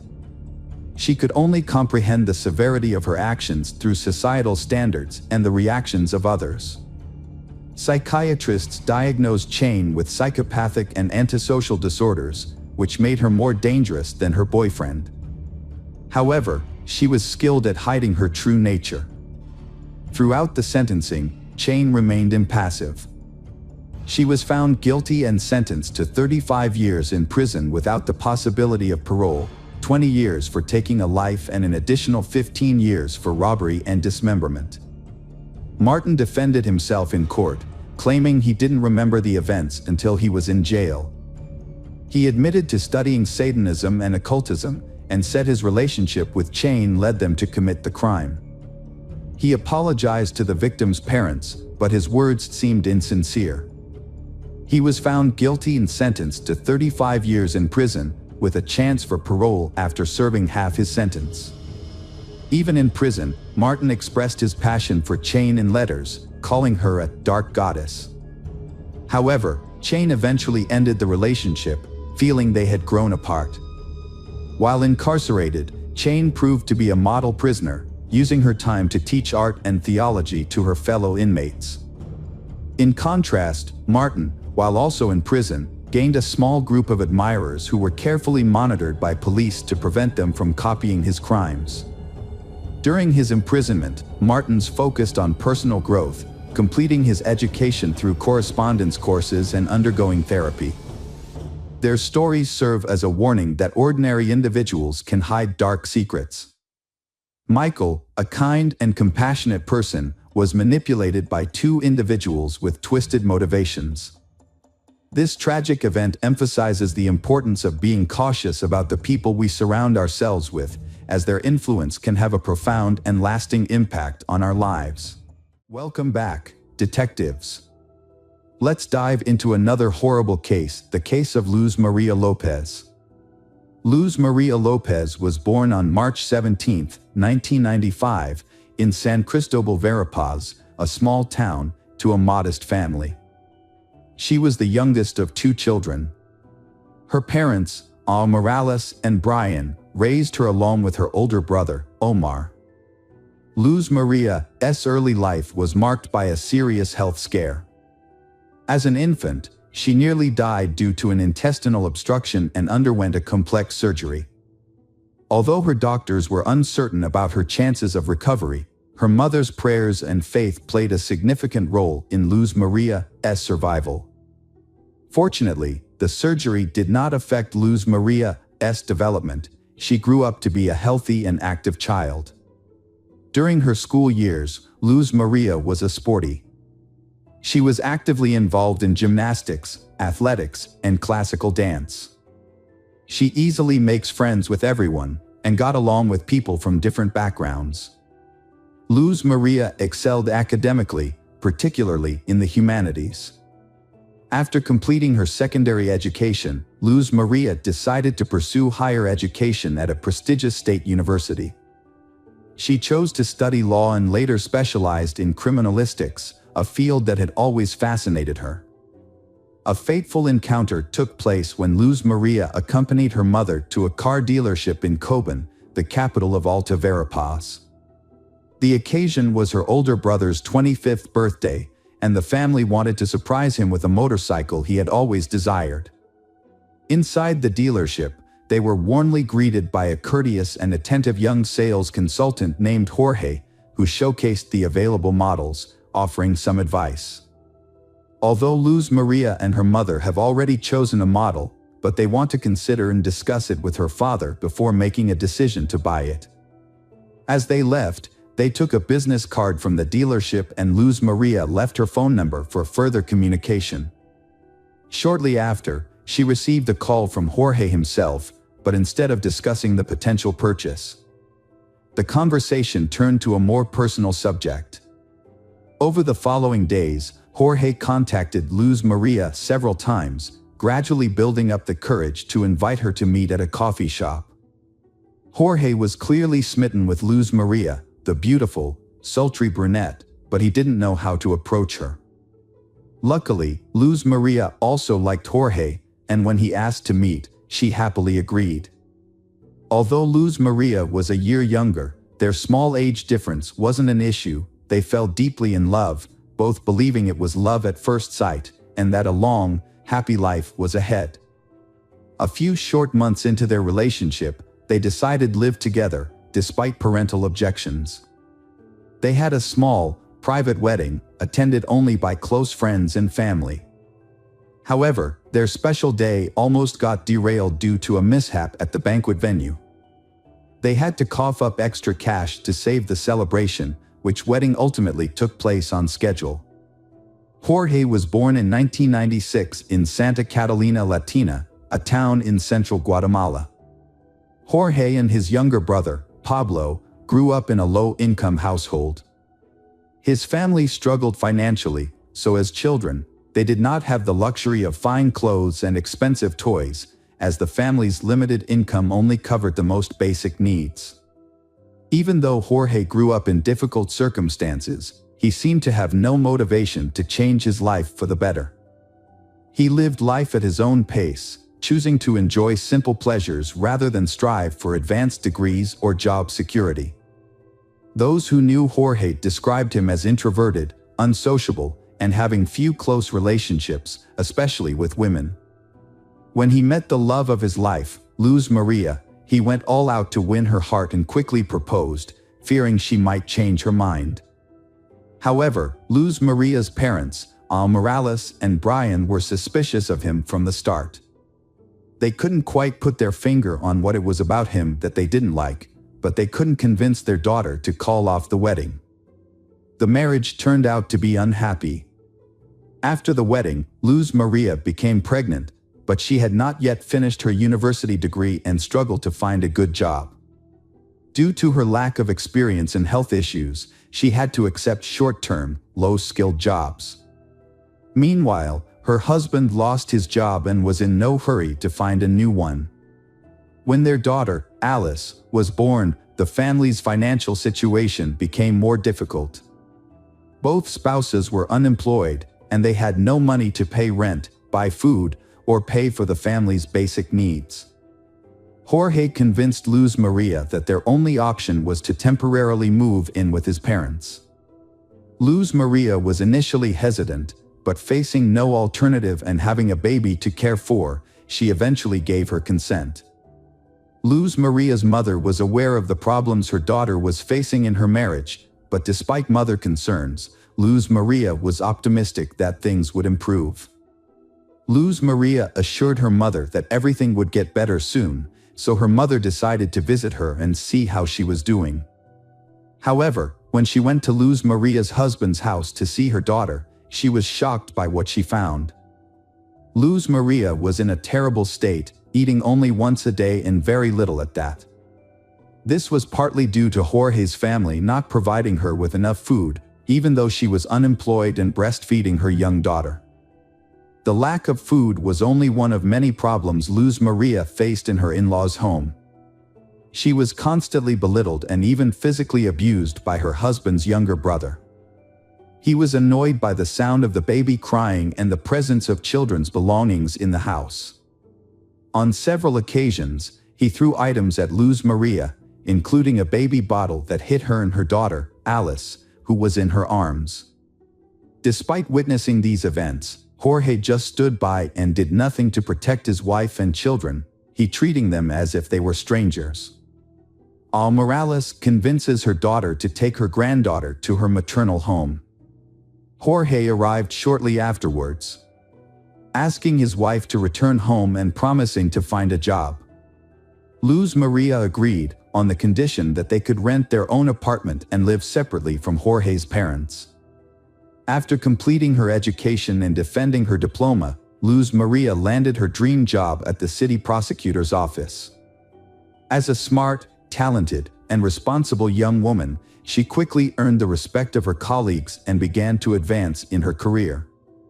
As time passed, the family's financial situation significantly improved, thanks to Luz Maria's hard work and success. They were eventually able to afford a car. Meanwhile, Jorge continued to struggle with his own life, failing to find direction and instead relying on his wife's income. His laziness and jealousy intensified over time, causing tension in the household. Jorge had a volatile temper, and the situation worsened with time. Jorge was a man who preferred a life of leisure, spending most of his time at home watching TV, drinking beer with friends, and relying on his wife's income. He was extremely possessive and controlling, restricting his wife's freedom and autonomy. He wouldn't allow her to make friends, have lunch with colleagues, or even be alone without him. He constantly monitored her phone activity, checked her call history, and read her messages. He also forbade her from creating social media accounts. When they were alone at home, Jorge's behavior was just as bad. He frequently arguments, blamed his wife for all their problems, and never took responsibility for his actions. When they lived with his parents, Jorge failed to stand up for his wife, instead watching as she was humiliated, insulted, and even physically abused by his relatives. Jorge frequently resorted to physical violence in their relationship. He had a controlling attitude towards his wife, Luz Maria, and wrongly believed she would accept his abusive treatment. Their neighbors frequently heard screams coming from their house and witnessed signs of physical abuse on Luz Maria's face and body. Luz Maria had tried to leave her husband multiple times, taking their daughter and moving in with her parents. However, her husband would always show up, beg for forgiveness on his knees, and promise to change. Despite her parents' warnings to leave him, Luz Maria would forgive her husband and give him another chance. On December 15, 2020, after another violent argument, Luz Maria took their 3-year-old daughter, Alice, fled to her mother's house in tears. The next day, Jorge arrived, but it was unclear whether he was seeking reconciliation with his wife or just wanted his car back. He claimed to have found a new job and promised that their lives would improve, swearing that he would never physically harm Luz Maria again. Luz Maria believed him once more and returned to their rented apartment with her husband. In January 2021, Jorge failed to get a job as promised and stole the money Luz Maria had earned, leaving their family with nothing. Luz Maria called her mother to complain, and her mother agreed to meet with her to give her some money until she received her next salary. However, on January 19th, Luz Maria failed to show up and was unreachable by phone, which was unusual for her. Concerned for her daughter's well-being, Morales went to Luz Maria's workplace the next day and found that she had not shown up for 2 consecutive days and had not been in contact with anyone. Around the same time, Jorge was also looking for Luz Maria. He went to the prosecutor's office claiming they had a fight and assuming she had gone to her mother's house. However, Morales suspected that he was lying and immediately went to the police to report Luz Maria missing. That same day, a nationwide alert system was launched under the codename Isabel Claudina. This system was originally designed to facilitate urgent searches for missing young women. When the massive search began, her husband, Jorge, was immediately identified as the lead suspect. In fact, he was the only suspect. Luz Maria had no enemies, and there was no reason to believe she had been kidnapped. The last person to see her alive was Jorge himself. Jorge denied any involvement in Luz Maria's disappearance, claiming he had been searching for her and was outraged to be considered a suspect. Jorge's story had several holes in it, and he couldn't give a clear reason for not telling the police about his wife's disappearance on the same day it happened. If Jorge thought Luz Maria was at her mother's house, it wasn't clear why he didn't call or visit her there. On January 22nd, municipal workers stumbled upon the body of Luz Maria Lopez while responding to a clogged storm drain near the road. When they lifted the grate, they found the large plastic bag containing charred human remains.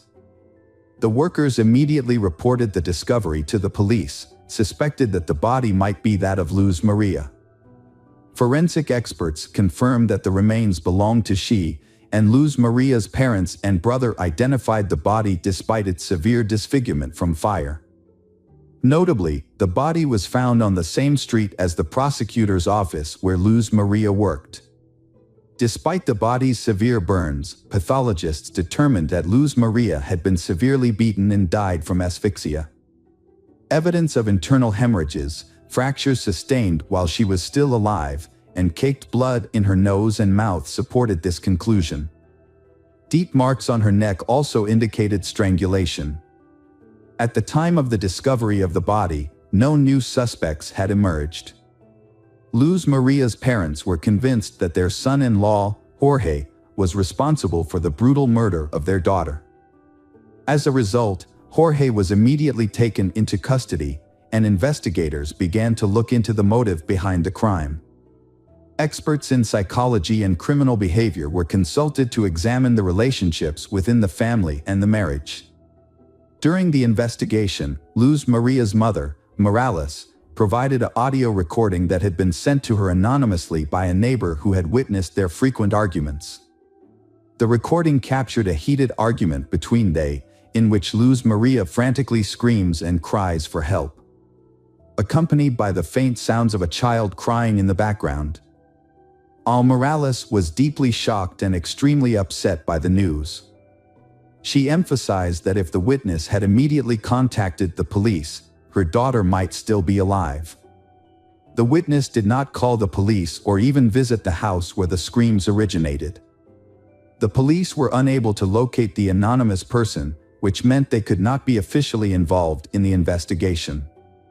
During an interview, Morales urged citizens to be vigilant and report instances of domestic violence to the police rather than simply documenting them. She believed that such actions could help save lives.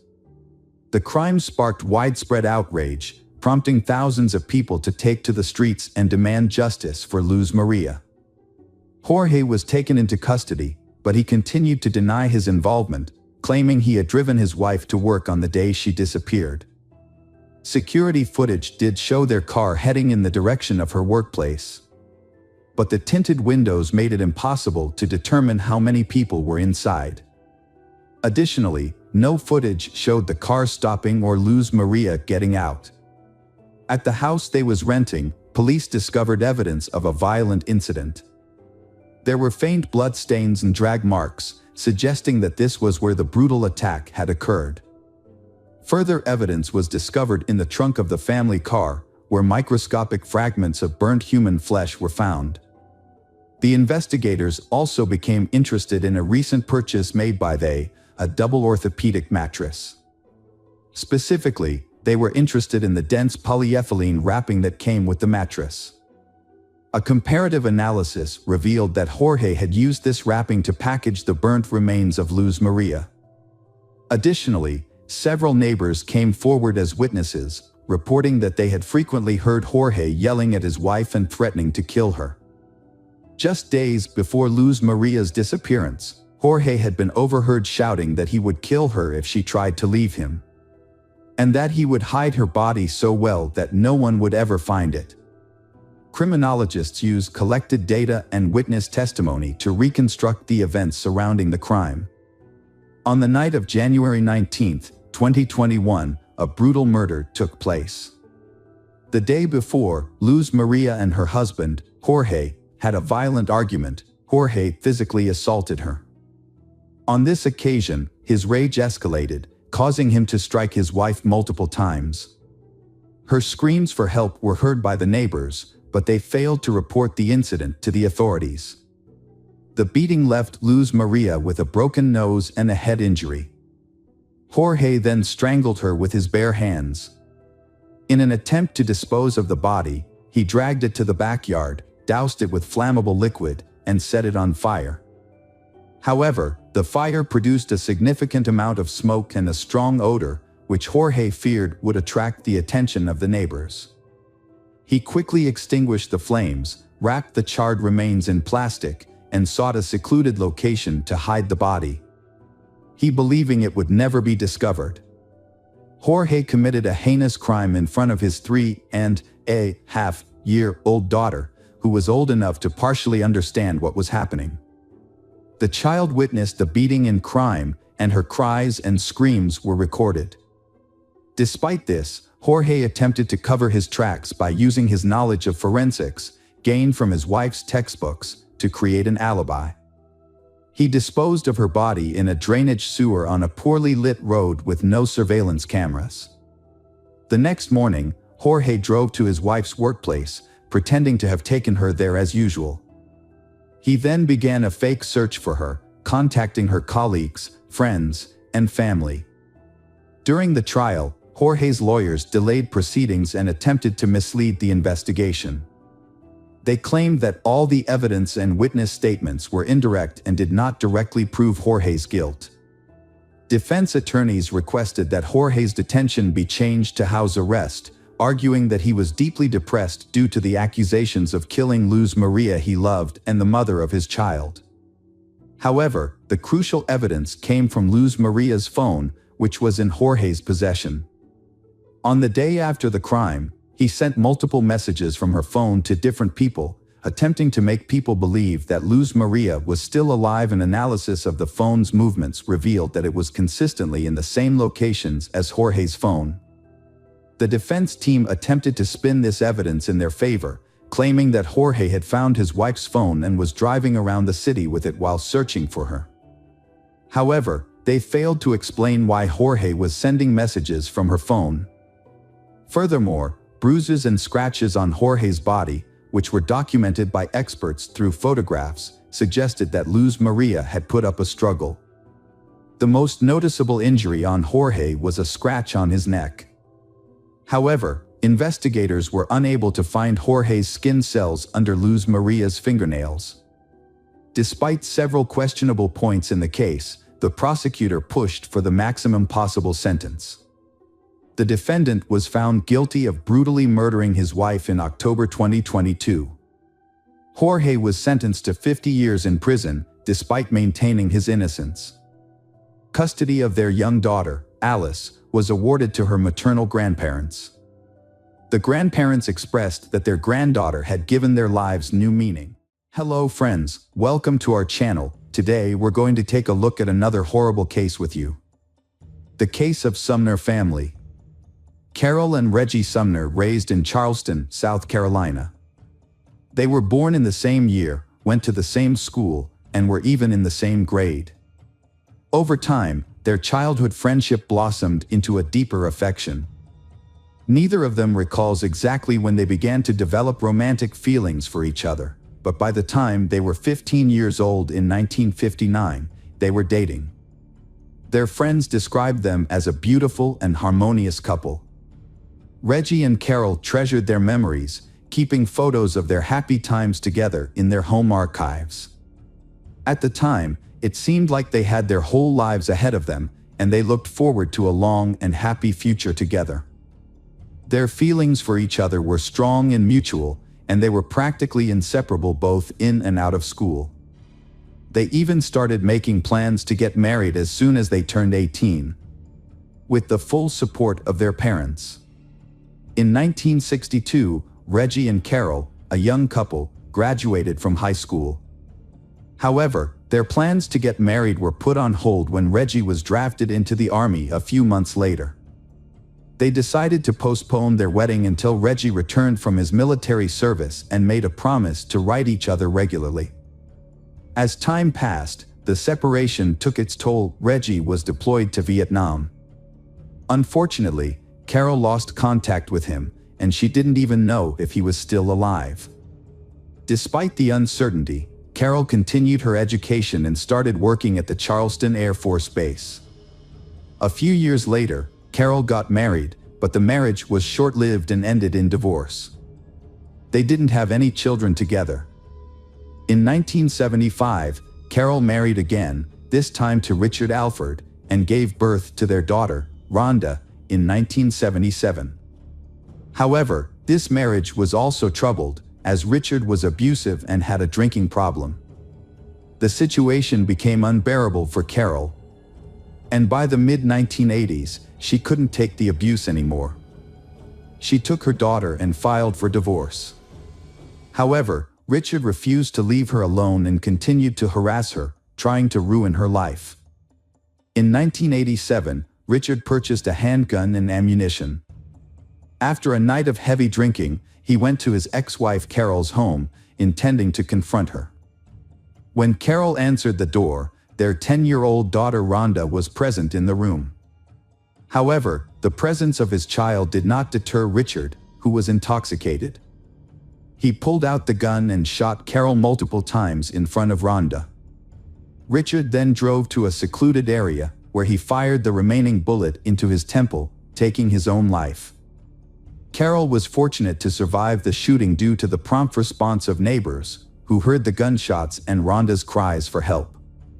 They called the police and an ambulance, which rushed Carol to the hospital. Carol's condition was critical, and she underwent several complex surgeries and blood transfusions. Although she eventually recovered, she suffered significant injuries, including complete blindness in her right eye and permanent disability. Years later, in the late 1990s, Carol's health began to deteriorate again. She experienced severe pain, weight loss, and weakness. After a thorough examination at the hospital, she received a devastating diagnosis: liver cancer. Tragically, as a result of being severely injured by gunshot wounds, Carol lost her position on an Air Force base. With cancer added to her medical complications, she found that physical strain, prolonged periods on her feet, and any heavy physical exertion exceeded her capability. Given these medical constraints, Carol then decided to re-enter the workforce as a call center operator for a cable television provider within her hometown, Charleston. Reggie was in Vietnam for a long time, and due to the prolonged war, he was severely wounded and nearly lost his leg. He spent a significant amount of time in the hospital, and during this period, his name was mistakenly listed among the dead. As a result, his relatives believed he had passed away.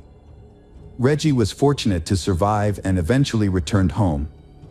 However, by then, he had lost touch with his former lover, Carol, who had moved to a different location, got married, and also assumed Reggie had died in the war. Years later, Reggie got married, but his war injuries led to the development of diabetes and other chronic diseases. He was never able to become a father, and eventually, his marriage ended in separation. Since then, he has lived alone.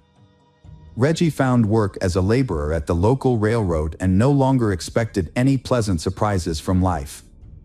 In the fall of 2000, Carol was having a typical day at work, answering phones and advising customers. When she picked up another call, she was shocked to hear a voice that sent shivers down her spine. It was a voice she knew all too well, her first high school love, Reggie. However, she was hesitant to respond, as she had thought Reggie was dead. After answering the customer's questions, Carol mustered up the courage to say Reggie's full name out loud. There was a pause on the other end of the line, followed by Reggie's timid question. Carol burst into tears, revealing that she was she he had dated in high school, the one he had once wanted to marry. For several minutes, they both cried, unable to speak. Eventually, they composed themselves and discovered that they still lived in their hometown. They agreed to meet the next evening, reuniting after all these years. The next day, Carol spent hours getting ready for the date, trying on different dresses and perfecting her hair and makeup. As she looked in the mirror, she was reminded that time had changed her. She was no longer the young, vibrant woman Reggie remembered from the past. Still, she was eager to win him over once more. Their meeting was thrilling for both, having spent decades apart, and their conversation was unrelenting as they recounted stories from their lives, both happy and sorrowful, covering their previous marriages. Professional triumphs, struggles, health challenges, and basking in nostalgia as they reflected on their lost romance and first true love for one another. Reggie and Carol were determined to make the most of their reunion after a period of separation. They quickly fell into a routine of spending every day together, and within a couple of weeks, they decided to take the next step by moving in together. Just 5 months later, they got married, and Carol joined her husband in his home in the Riverland Terrace neighborhood. As they settled into family life, they initially resided in their hometown of Charleston, South Carolina. They were deeply in love, happy, and enthusiastic about building a life together. However, they faced some challenges, particularly with their health, as they were both still young but struggling with health issues. One of the neighbors who lived nearby was the Cole family, with whom Reggie had a long-standing acquaintance. The patriarch of the family, Stephen, had experienced firsthand the traumatic effects of the Vietnam War. Sustaining severe wounds during combat had resulted in confinement to a wheelchair for many years. His wife, Natalie, often prioritized her social life, spending time with friends at bars after work, instead of rushing home to take care of her family. As a result, their daughter, Tiffany, found herself frequently neglected and left unattended from a young age. Tiffany's situation improved slightly when she befriended the new neighbors, Reggie and Carol. During this time, Tiffany was still in high school, and the compassionate Carol took an instant liking to she. Carol felt genuine sympathy for Tiffany. For 5 years, Carol did her best to support and care for Tiffany, sometimes sponsoring cozy family meals, buying Tiffany clothes, and sharing enough allowance. Carol treated Tiffany like a daughter, showering her with love, care, and attention. When the Carol and Reggie decided to sell their Chevrolet Lumina minivan in 2004, Tiffany asked to buy it from them on an installment plan, as she desperately needed a car but had no money. They kindly offered to sell it to her for a minimal amount, which they divided into 12 monthly payments. In early 2005, Carol and Reggie made a difficult decision to leave their home and relocate to Florida. Their health had begun to decline significantly, and doctors advised them to move to a warmer climate with ocean access. Since Carol and Reggie were both retired, they decided to make a big change and start over. Carol and Reggie sold their large home in Charleston and bought a new place in Jacksonville, Florida. They also purchased a new Lincoln Town car. They was very happy and settled into their new life, making plans for their future together. Carol would call her adult daughter Rhonda every day to share her thoughts, plans, and daily experiences. However, in June 2005, Rhonda was surprised and concerned when her mother didn't call her as usual. At first, Rhonda tried to brush off her worries, hoping that everything was fine with her parents and that they would call her back soon. But when the next day passed without hearing from them, Rhonda's concern grew. She tried calling her parents' cell phones every 30 minutes, but they were now out of service. She also left messages on their home phone, but none of them were returned. Rhonda set out on a solo road trip to check on her mother and stepfather in another state. After a 5-hour drive, she arrived at their house. What struck her as unusual was the absence of a car in the driveway. Things only got stranger from there. As she approached the front door, she found it slightly ajar, an eerie quietness, and a light on in one of the rooms despite the bright sunlight outside. Rhonda called out for her mother and stepfather Reggie, but received no response. She ventured into the kitchen, where she was greeted by a scene that looked like a sudden and mysterious departure. A table was set for two, with food that appeared to have been left untouched for days. The rest of the house was also in disarray, with belongings scattered about and doors and cupboards left open. Adding to the sense of abandonment and unease, their bedroom showed signs of a thorough search, but it was unclear what the person was looking for or who was responsible. On the bedside table, essential medications were left behind, including her mother's cancer pills, which she took 3 times a day, and Reggie's insulin, which he administered hourly. Notably, their cell phones were completely out of battery, rendering them useless. Rhonda quickly realized that her mother and stepfather were unable to leave their home without their essential medications and cell phones. She immediately contacted the police to report the incident, alerting them to the suspicious individuals.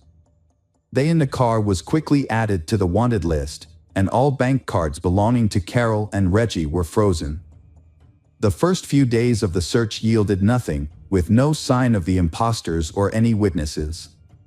However, on June 12, several developments led the police to close in on the perpetrators.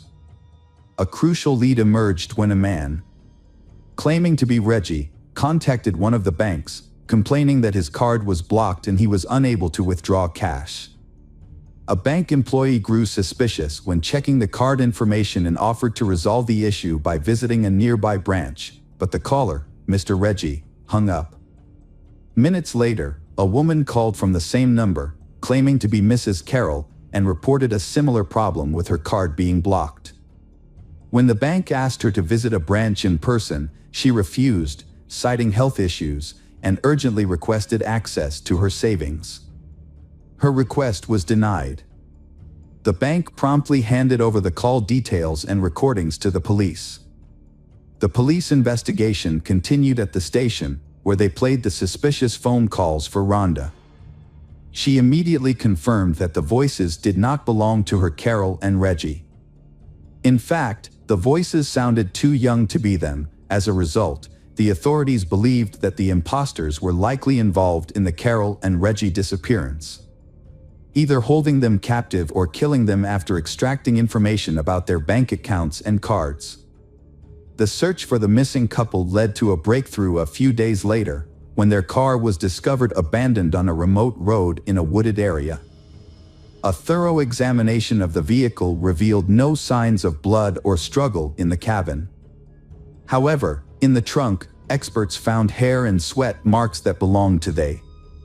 This suggested that they had been forcibly taken away in the trunk of their own car, leaving little hope for their safe return. The police investigated their bank transactions and found that money had been withdrawn from their account several times after they stopped hearing from their daughter. Reviewing the ATM surveillance footage revealed that the withdrawals were made by a young man who couldn't be identified right away. The police also requested a trace of all calls made from the phone number used by the imposters to contact the bank.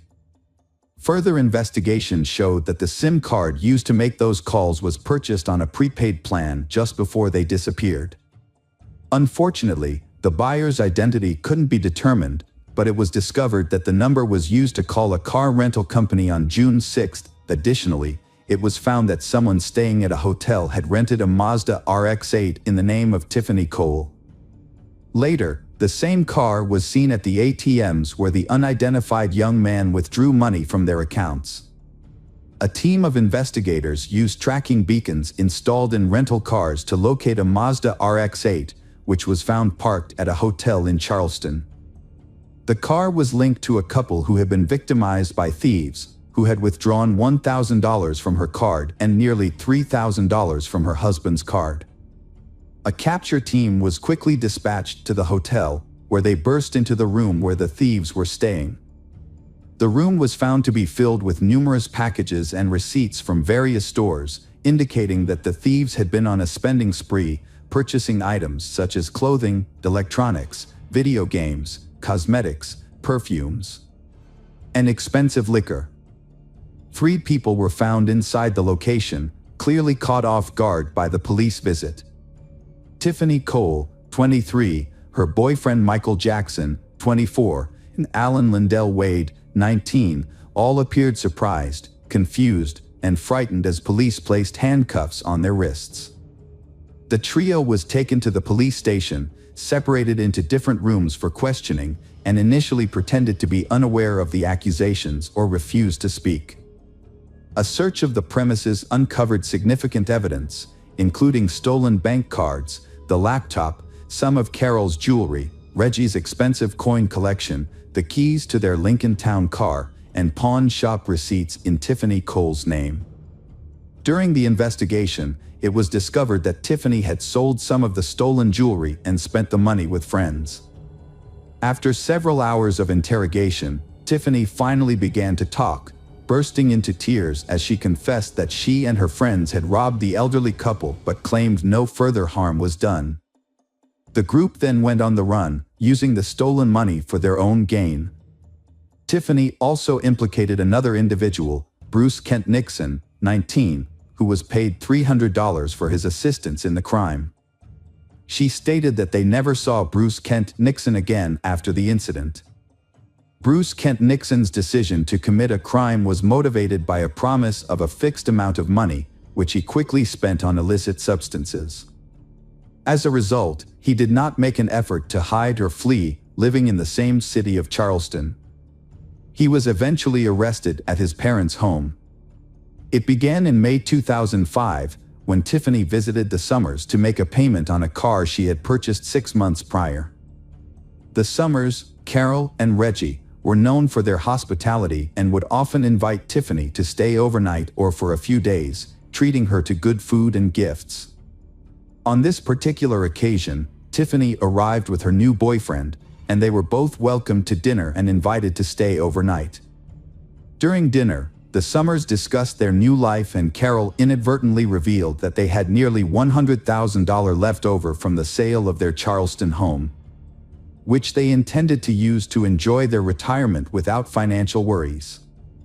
Unbeknownst to her, Carol's careless comment sealed her in her husband's fate.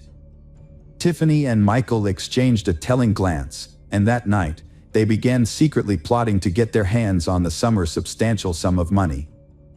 In the morning, Tiffany and Michael bid they farewell and returned to South Carolina. Within a couple of weeks, they recruited accomplices and assigned roles and responsibilities. They then set their plan in motion. On June 6th, Tiffany rented an unassuming car. Meanwhile, Bruce Kent Nixon and Alan stole 4 shovels. Together, they drove to the outskirts of Jacksonville, where they identified a secluded spot in the woods and started digging a deep hole, which would ultimately become the Summers' grave. On the morning of July 8th, Tiffany purchased rope and duct tape from a hardware store, which she later provided to her accomplices, Bruce Kent Nixon and Alan. That evening, Bruce Kent Nixon and Alan approached the home of their intended victim, pretending to need assistance and asking to use the phone. Despite finding the young men suspicious, the homeowner, Carol, allowed them to enter. As soon as they were inside, they attacked Carol and her husband, who had rushed to her aid, threatening them with a toy gun. The Carol and Reggie was then bound with duct tape, blindfolded, and interrogated about the location of valuable items in the house, including their bank account information and PIN codes. They provided this information in an attempt to save their lives, as they were subjected to torture and death threats. After obtaining the necessary details, 2 additional individuals entered the house, assisting in dragging the Carol and Reggie into the backyard. They was then forced into the trunk of their own car, a Lincoln, which was being driven by Alan and Bruce Kent Nixon. Following behind them in a rented Mazda ARX-8 were Tiffany and Michael. The plan was that if a police patrol intercepted the car carrying the captive couple, a second car would draw the officers' attention away by recklessly speeding or breaking traffic rules. However, no police were encountered, and both cars reached their destination without incident. In the trunk, Reggie managed to free his arm and remove the bandages and duct tape covering his and his wife's faces, allowing them to breathe. However, there was no time to make any further attempts to escape.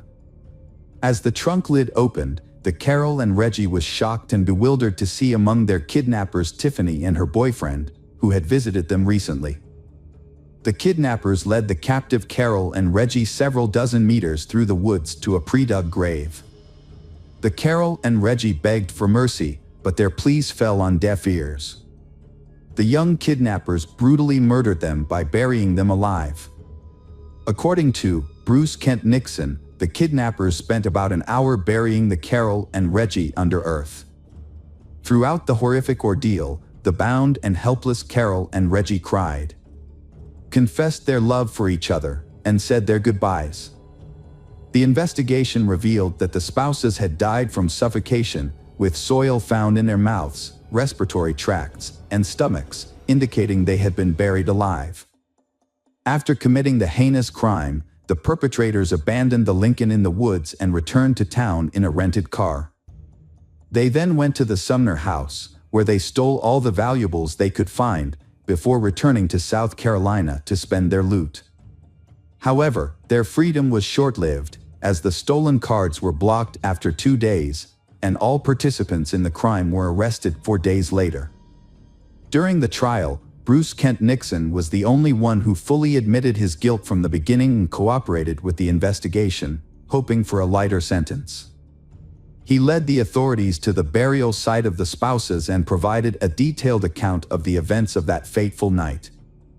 In contrast, Tiffany claimed that her boyfriend, Michael, was the mastermind behind the crime, driven by greed after learning about the large sum of money the Sumner family had received from the sale of their house. Tiffany's lawyer argued that she was merely an accomplice and not directly involved in the murder. Michael and Alan chose not to testify, but the evidence against them was overwhelming. The jury did not believe Tiffany Cole was innocent because she was involved in planning the crime, rented a car, and created a diversion in case they were chased by police. She also helped dig a grave for the victims and sold stolen items at a pawn shop, using the money to buy clothes and rent a limousine to celebrate their success, as seen in numerous photos.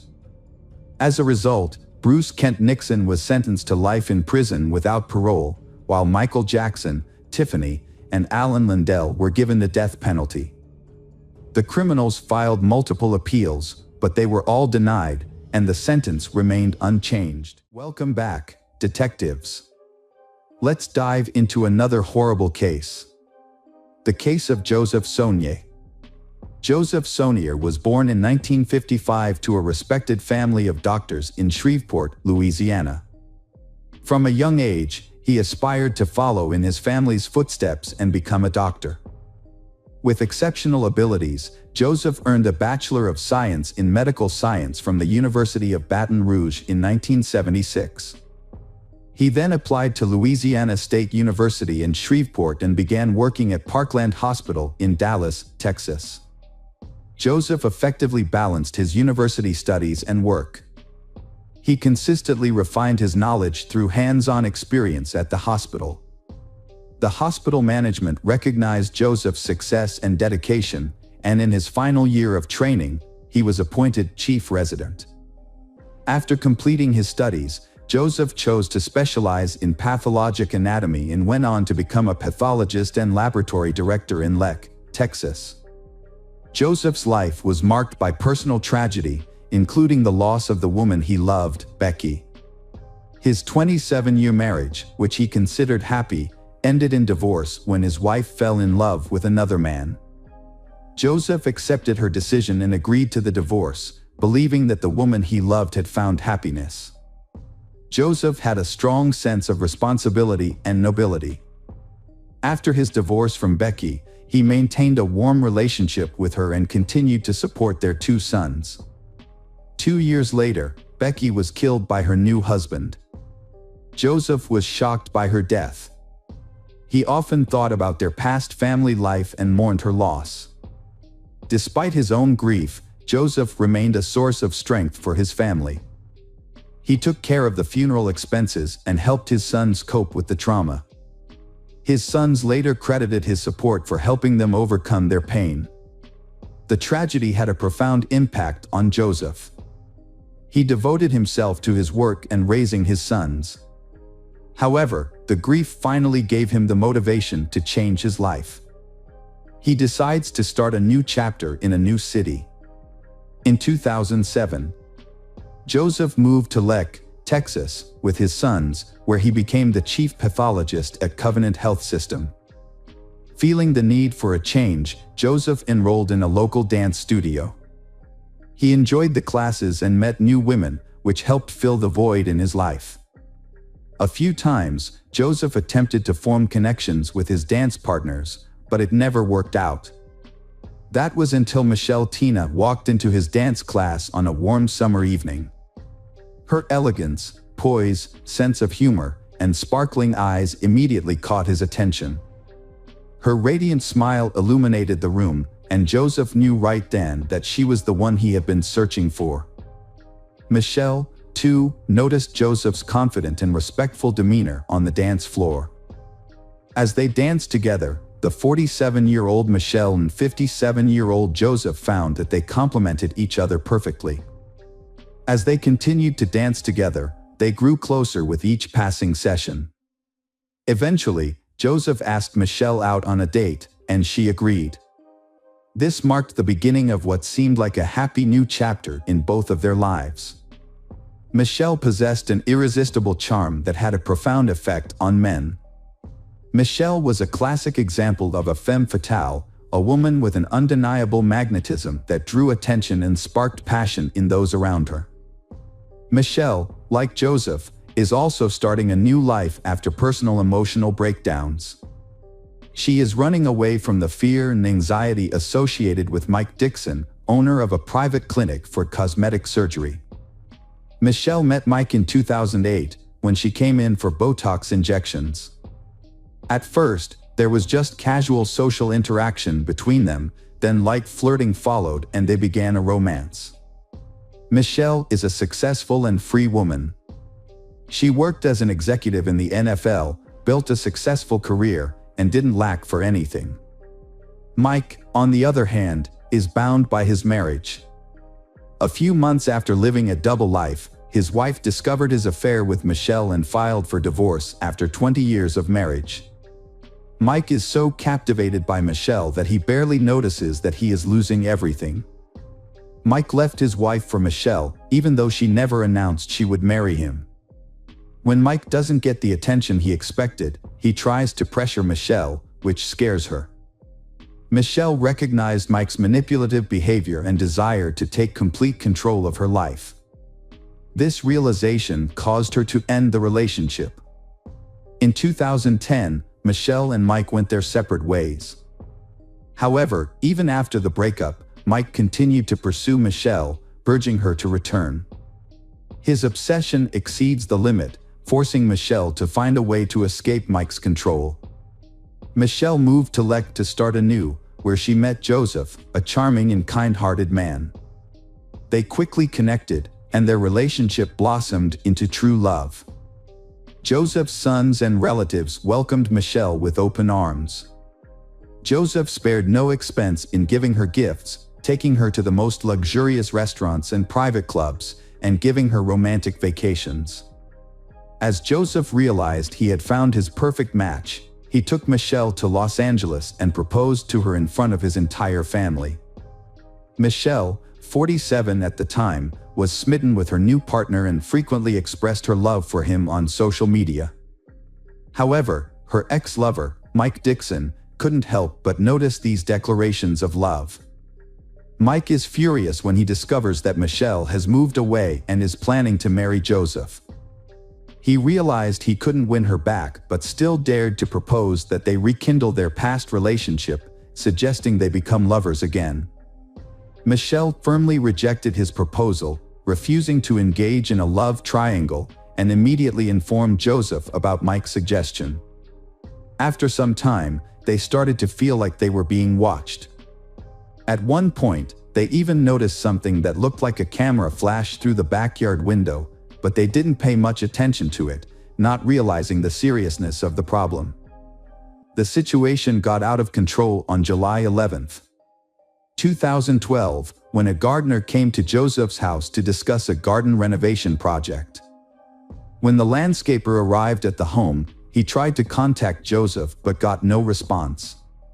He saw an open door and, thinking Joseph might not be able to hear him, went inside. The house was in disarray, and there was a bullet hole near the front door, indicating a possible intruder. The landscaper cautiously went further inside, looking for Joseph. In the garage, he found Joseph lying in a pool of blood on the floor with no signs of life. Joseph's body had stab and gunshot wounds, leading the landscaper to think the perpetrator might be nearby. He immediately left the house and called for help. At 2:48 p.m., the police department received the call, and several patrol cars were sent to the scene.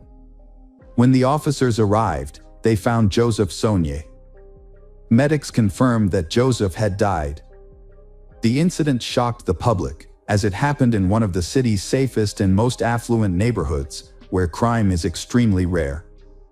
Joseph, a respected professional, was known for his calm and kind nature, and it seemed he had no enemies who would want to harm him.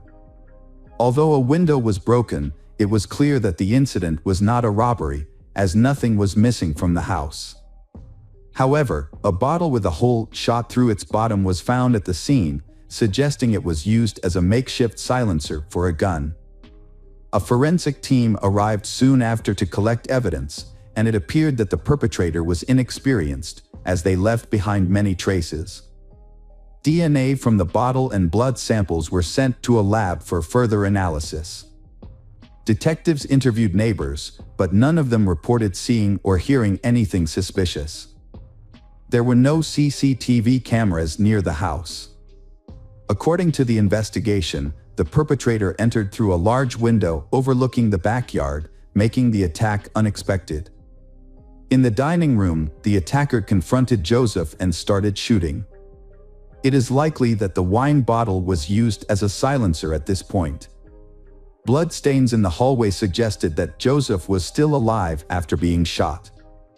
He entered the garage, where the attacker caught up with him and stabbed him multiple times. An autopsy revealed 5 gunshot wounds and 11 stab wounds. The circumstances suggested that the murder was not random, but the identity and motive of the killer remained unknown. The investigation focused on the people closest to the victim. During an interview with law enforcement, the victim's fiancée, Michelle, reported strange things in the months leading up to the murder. She believed Joseph was being stalked. Michelle had seen a stranger lurking outside Joseph's house, watching the door and windows. She also mentioned that Joseph had received persistent calls and texts in the period leading up to his death. Although officers confirmed this information, they initially thought the calls and messages were from other women with whom Joseph was allegedly having relationships, as witnesses claimed he was in contact with multiple women at the time. Investigators questioned Michelle about whether she knew of other women involved with Joseph. Michelle claimed she was unaware of any other women. Joseph's sons also denied the possibility of their father having mistresses, stating that infidelity was not in his character. Despite this, investigators continued to explore a motive of jealousy for the crime. During the subsequent interrogation, Michelle succumbs to the pressure and reveals that she knows several women who may be involved in the crime.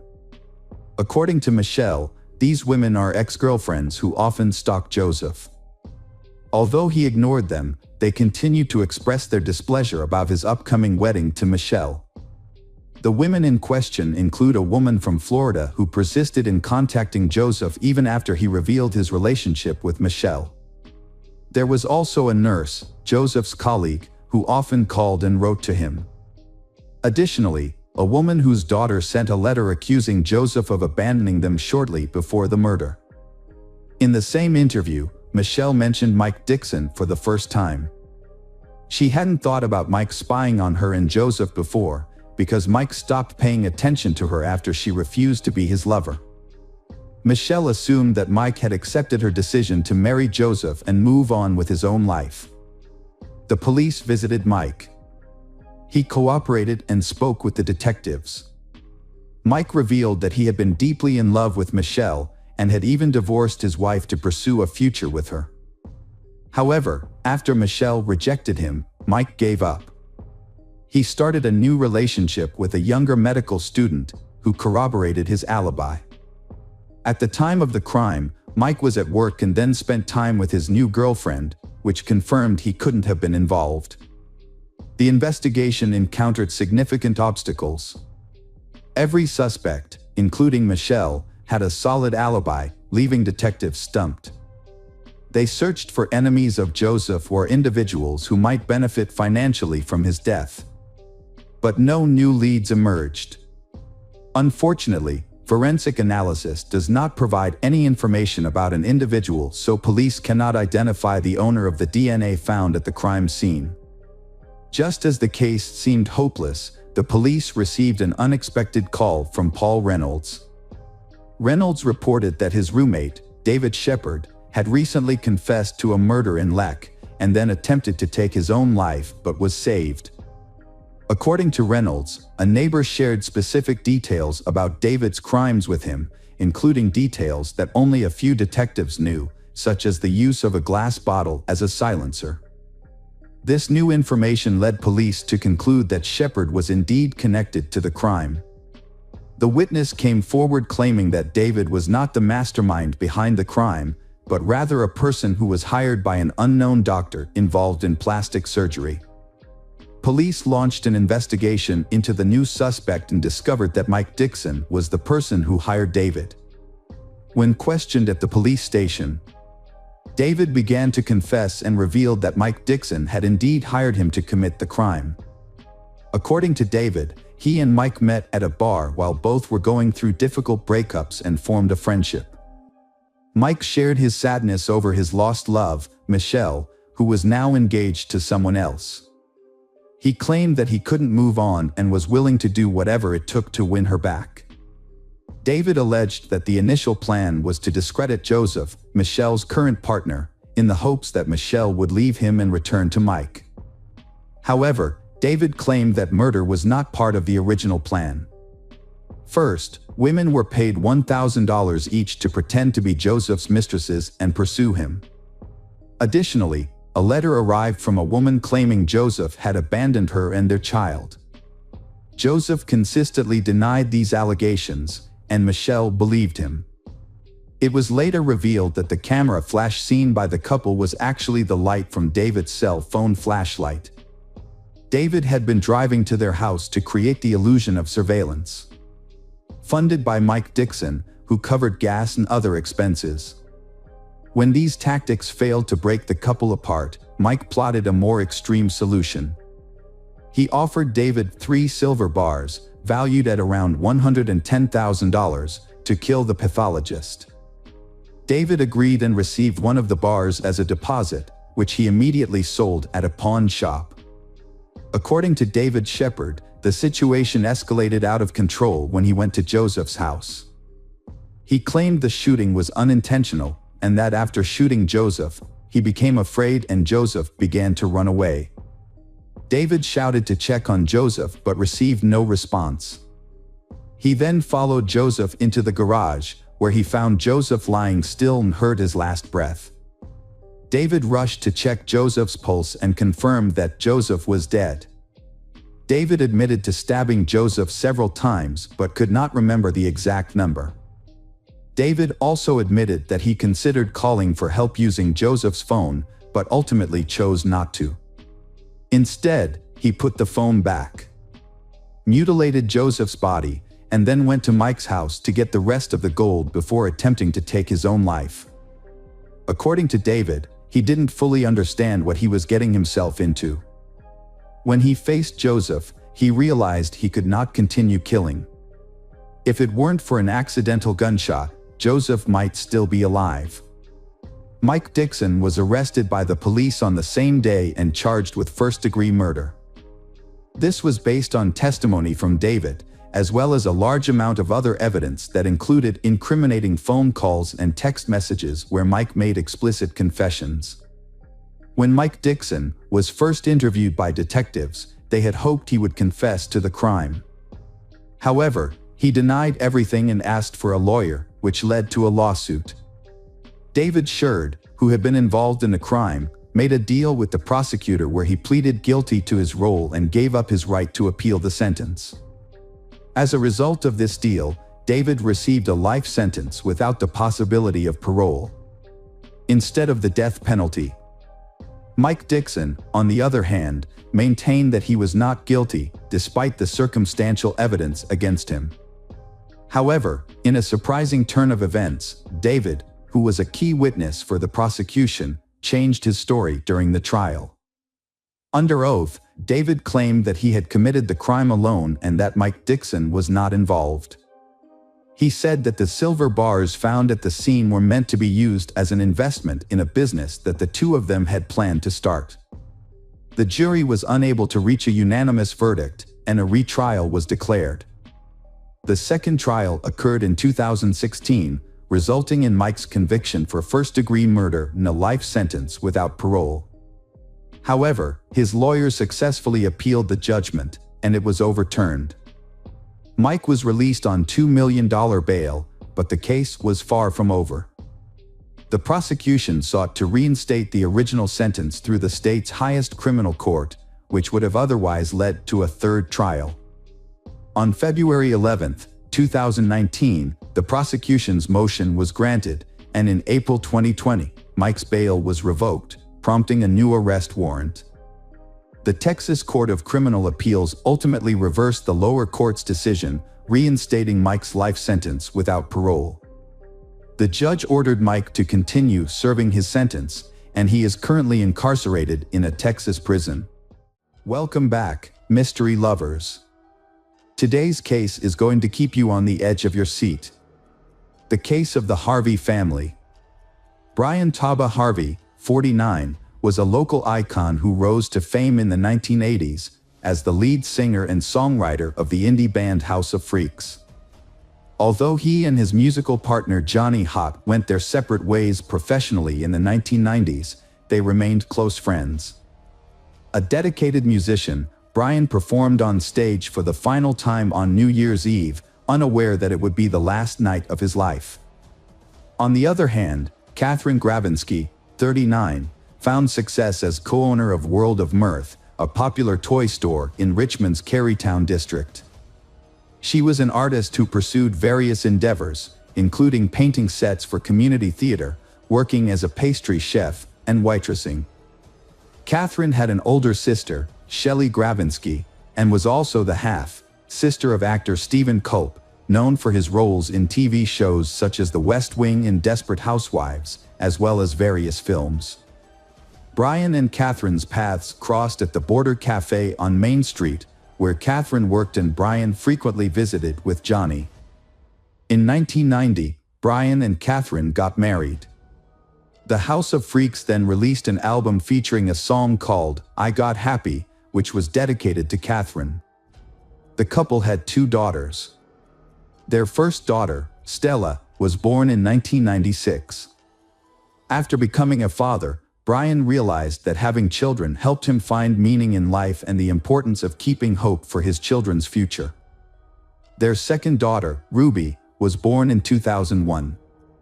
While working in the computer department of the Henrico County school system, Brian continued to pursue his passion for music. Meanwhile, Catherine started her own business, opening a unique toy and gift store called World of Mirth in the Carytown neighborhood. The store was designed to be a welcoming space for parents and children to spend time together, and children are free to play with the available toys. Brian Harvey's family lives in a quiet, quaint neighborhood south of Richmond. Their 2-story red brick house was surrounded by large trees, porch swings, and ivy-covered gardens. They had a cozy family room in the basement. The family was well respected and loved in the community, and it seemed no one had any ill will towards them.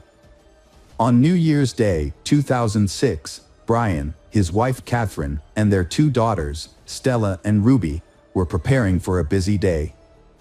They were hosting a barbecue lunch for friends and family, a tradition they enjoyed every year on this day. They woke up early to get everything ready.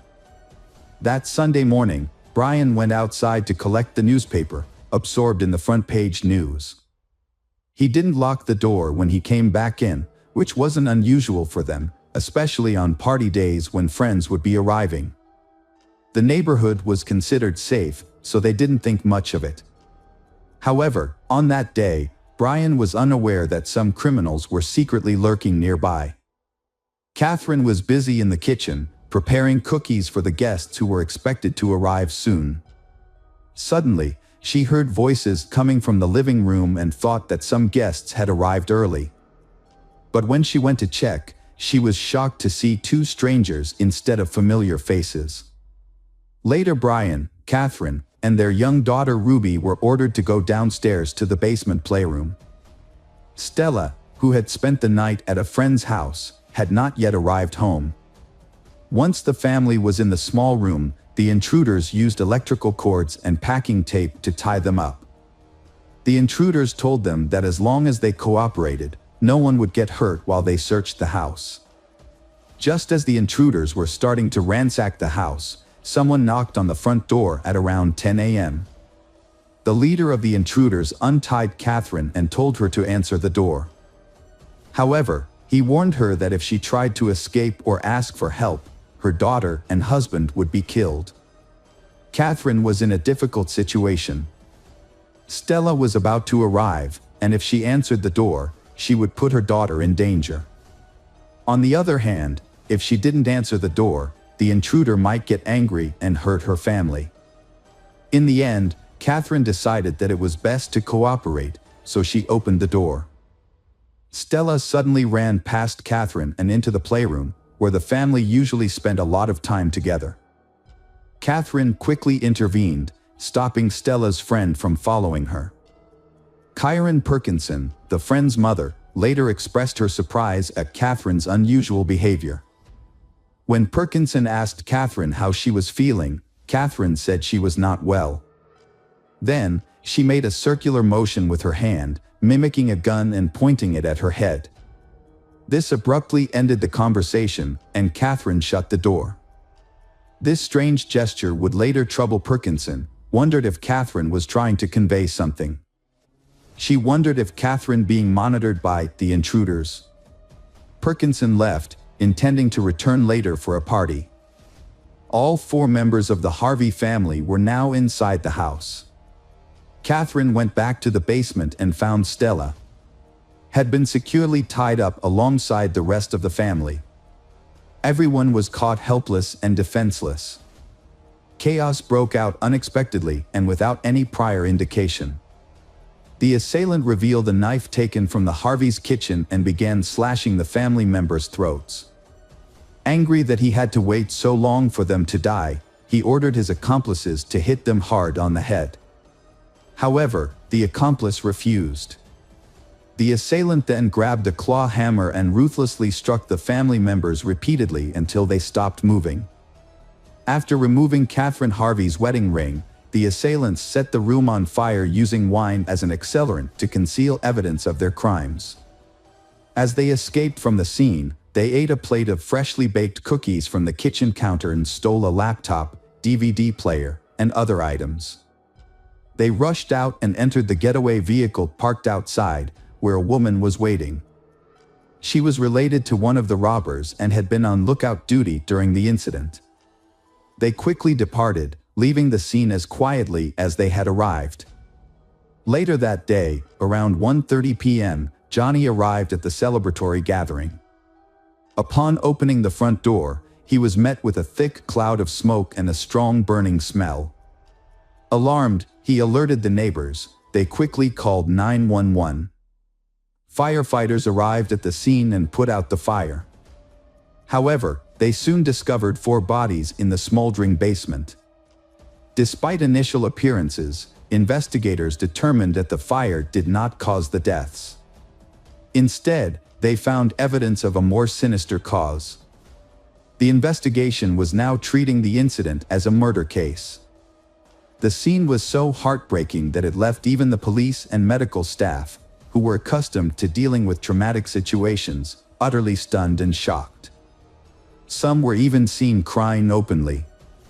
The discovery that parents were made to watch their children being brutally killed, and that children were also forced to witness the brutal deaths of their parents, was especially devastating.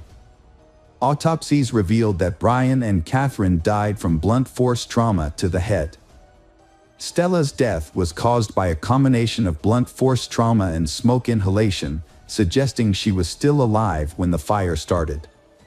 Ruby's cause of death was stab wounds to the neck and back, resulting in her death. The authorities immediately launched an investigation into the murders, but they had little evidence to work with. To gather more information, they appealed to the public for assistance. This approach proved successful when, on January 6, a woman named Latoya P.Y. contacted the police, requesting a welfare check on her friend, 21-year-old Ashley Basil Tucker. Latoya expressed concerns that Ashley's boyfriend, 29-year-old Ree Joseph Dandridge, and his uncle, 29-year-old Ricky Javon Gray, were involved in the Harvey family's murder. Gray, who was slightly younger than his nephew by a few months, was reportedly the one in charge. The investigation took a significant turn when Latoya revealed that the two men had hidden evidence of their crimes at her residence. She disclosed that Gray and Dandridge had recently visited her home with a laptop that had an image of the Harvey family as its wallpaper. Given the extensive news coverage of the Harvey case, it was clear that the laptop belonged to the family. Latoya revealed information about the plan that Ashley, Gray and Dandridge had devised to rob Ashley's parents. According to the plan, Ashley would pretend to be a hostage, allowing Dandridge and Gray to extort money from the Purcell Tucker, Ashley's stepfather. This would make Ashley appear innocent, even though Latoya knew about the plan and was offered a role in it.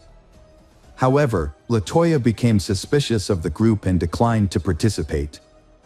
Later, when Latoya asked Gray and Dandridge about Ashley's whereabouts, they gave a cryptic response, saying, "Ashley has gone bye-bye."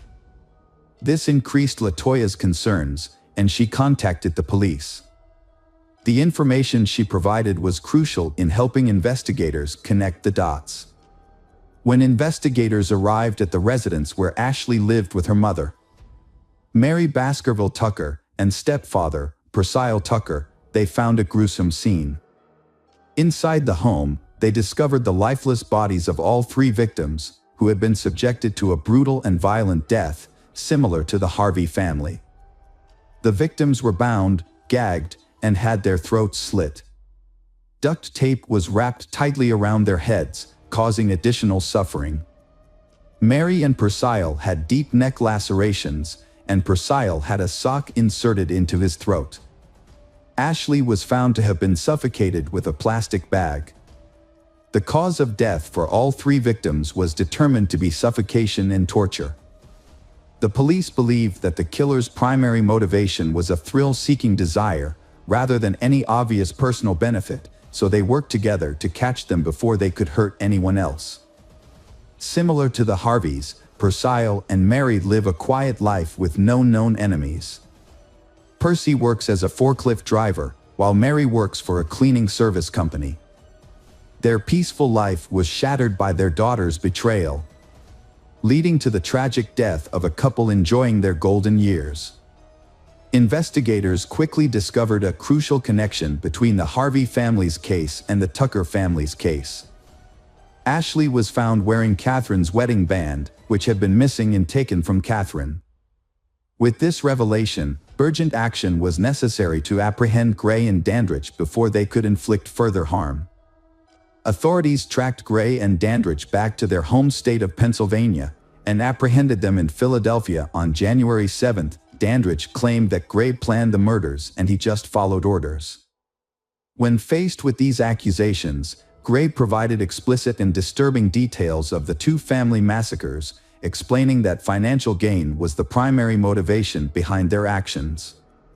Notably, during the Harvey family murders, he was under the influence of an illicit substance called PCP, also known as phencyclidine or angel dust. This potent drug is known to cause auditory and visual hallucinations and often leads to aggressive behavior.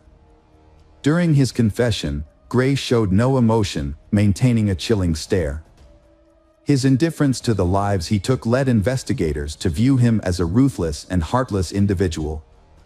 Additionally, it was discovered that Gray was responsible for the murder of his wife, Trevor Terrell Gray, whose body was found in a shallow grave in Washington, Pennsylvania.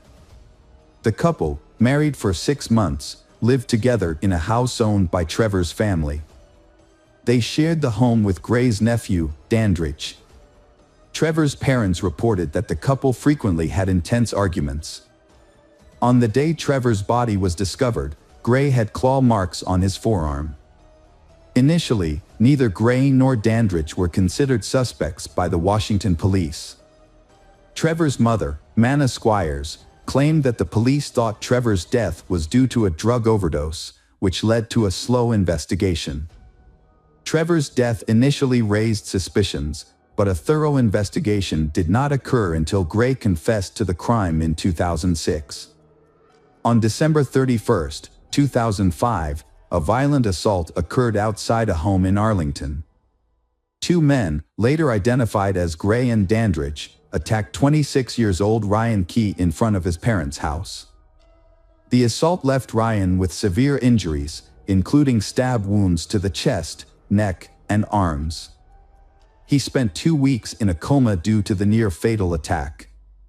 Additionally, he permanently lost the use of his right arm. Gray and Dandridge faced multiple charges related of the Tucker's family killings. Gray was charged with 5 counts of capital murder, while Dandridge faced 3 counts of murder. Despite initially admitting to their involvement, both men pleaded not guilty. Gray's 6-month trial concluded with a guilty verdict on all counts. He received a life sentence for the murders of Brian and Catherine Harvey. The court also sentenced him to death for the brutal murders of Stella and Ruby. Following Gray's conviction in September 2006, Dandridge chose to accept a plea deal to avoid the death penalty. He was sentenced to life in prison without the possibility of parole in December 2006. Gray also faced charges in Culpeper County for the murder of Cheryl Warner, a 37-year-old mother of 3 who was found shot and hanged in her burning home. Gray pleaded not guilty, but the charge was later suspended due to conflicting evidence on June 4, 2008. Over the next 9 years, Gray's lawyers filed multiple appeals. They argued that Gray's traumatic childhood had affected his mental capacity. However, the Supreme Court rejected his case in 2016. As a result, Gray was scheduled to be executed on January 18, 2017. On the scheduled date, with all appeals exhausted, Gray was put to death by lethal injection at Greensville Correctional Center. Meanwhile, Dandridge remains in prison at Sussex 2 State Prison. The Harvey family's brutal murders sent shockwaves of horror and grief through the community. Over 1,400 people attended their memorial service, expressing condolences and sorrow outside Catherine's store. Flowers, dolls, and candles formed a poignant tribute along the curb outside the red brick house. The candles, lit by children, remained glowing for weeks. Catherine's brother Culp described the murders as a devastating blow that felt endless. He spoke about the pain of thinking about the family's final hours, saying that everyone was trying to move forward. Hi there, investigators. It's time to uncover the truth behind another case. The case of Brianna Zunino Dennison. Brianna Zunino Dennison, born March 29, 1988, Brianna's parents are Jeff and Bridget Dennison. When Brianna was 6, her father passed away, causing immense pain for the family. However, with the support of her loved ones, she persevered through the difficult time. Brianna spent her childhood in Reno, Nevada, and Mendocino, California, her mother's hometown. Her love of travel and exploration took her to numerous countries, including Hawaii, New York, Mexico, Jamaica, Japan, Italy, Egypt, Hungary, Austria, and France. Brianna has a deep affection for children and animals, especially her dog Ozzy. She completed her high school education at Reno High School in 2006 and is majoring in child psychology as a sophomore at Santa Barbara City College. During winter break, on January 20, 2008, Brianna returned to her hometown of Reno from Santa Barbara to spend time with friends and family. Brianna and her friends regularly attended events organized by Summer Winter Action Tours LLC, a tour company that caters to college students. They also attended the Martin Luther King Jr. Gala weekend in Reno. That day, Brianna returned home around 4 a.m. to her friend's house near the University of Nevada campus. Brianna slept over at McKay Court's house. However, when McKay Court woke up the next morning at around 9 a.m., Brianna was no longer there. A small bloodstain was found on the pillow where she had slept, and her cell phone, purse, and shoes were still at the house. McKay Court then contacted Brianna's parents and the local police in an attempt to locate Brianna. Police arrived and examined the scene. In the following days, police conducted forensic tests at the McKay Court home, where Brianna had been staying at the time of her abduction. During the investigation, police discovered DNA on the doorknob that belonged to an unidentified male. The blood on the pillow was confirmed to be Brianna's, leading police to focus on a theory that Brianna had been abducted. Police searched for Brianna in the University of Nevada Reno area, and the Federal Bureau of Investigation joined the search. A DNA sample found on a doorknob the night Brianna disappeared was matched to at least 2 previous sex crimes in the same area. One occurred on November 13th, and the other on December 16, 2007. On January 29, 2008, a Reno woman said she knew a victim who had been held at gunpoint in a garage on the University of Nevada Reno campus in October 2007. Police released a description of the suspect based on identifying information provided by women who were sexually assaulted by the suspect. In an effort to find Brianna's abductor, police interviewed nearly 100 sex offenders who lived within a mile of the McKay Court home. However, none of them were linked to Brianna's disappearance. A search effort was organized, with some 1,700 volunteers, including then First Lady of Nevada Dawn Gibbons, participating in a virtual search of the area. Sadly, the search yielded no results. On February 15, 2008, a man named Albert Jimenez was returning from his lunch break at a Subway restaurant in Reno. As he walked down the street, he noticed bright orange sheets standing out among a pile of discarded tree branches in a ditch near Reno Business Park. Upon closer inspection, Albert discovered that the orange socks on the feet belonged to a deceased woman. Albert had heard about Brianna Dennison's disappearance, but initially thought the description did not match the person on Brianna's missing person flyer. Without a cell phone, Albert rushed back to his workplace to contact the police to report the incident. Police arrived at the scene and confirmed the victim's identity as Brianna Dennison. The investigation revealed that Brianna had been brutally attacked and murdered. Near her body, police found a pair of panties, which contained DNA from the perpetrator and DNA from an unidentified woman. Police suspected that the panties did not belong to Brianna, believing that they had been left there to distract police. Police then made a public appeal, asking anyone who recognized the panties to come forward to help identify the perpetrator. However, no one came forward.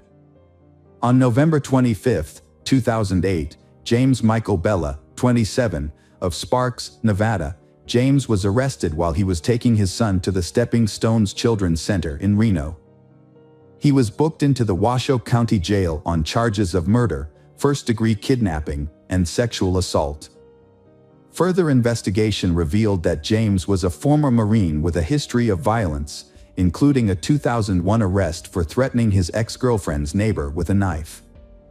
The following day, November 26, 2008, the Reno Police Department held a press conference to confirm that James' DNA matched the DNA found at Brianna's crime scene. During the press conference, it was also revealed that a friend of James' girlfriend anonymously accused James, through the secret witness program on November 1, 2008, after James' girlfriend confided in the friend that she had found underwear in James's truck while they were returning from Washington, where James had taken a job in March 2008.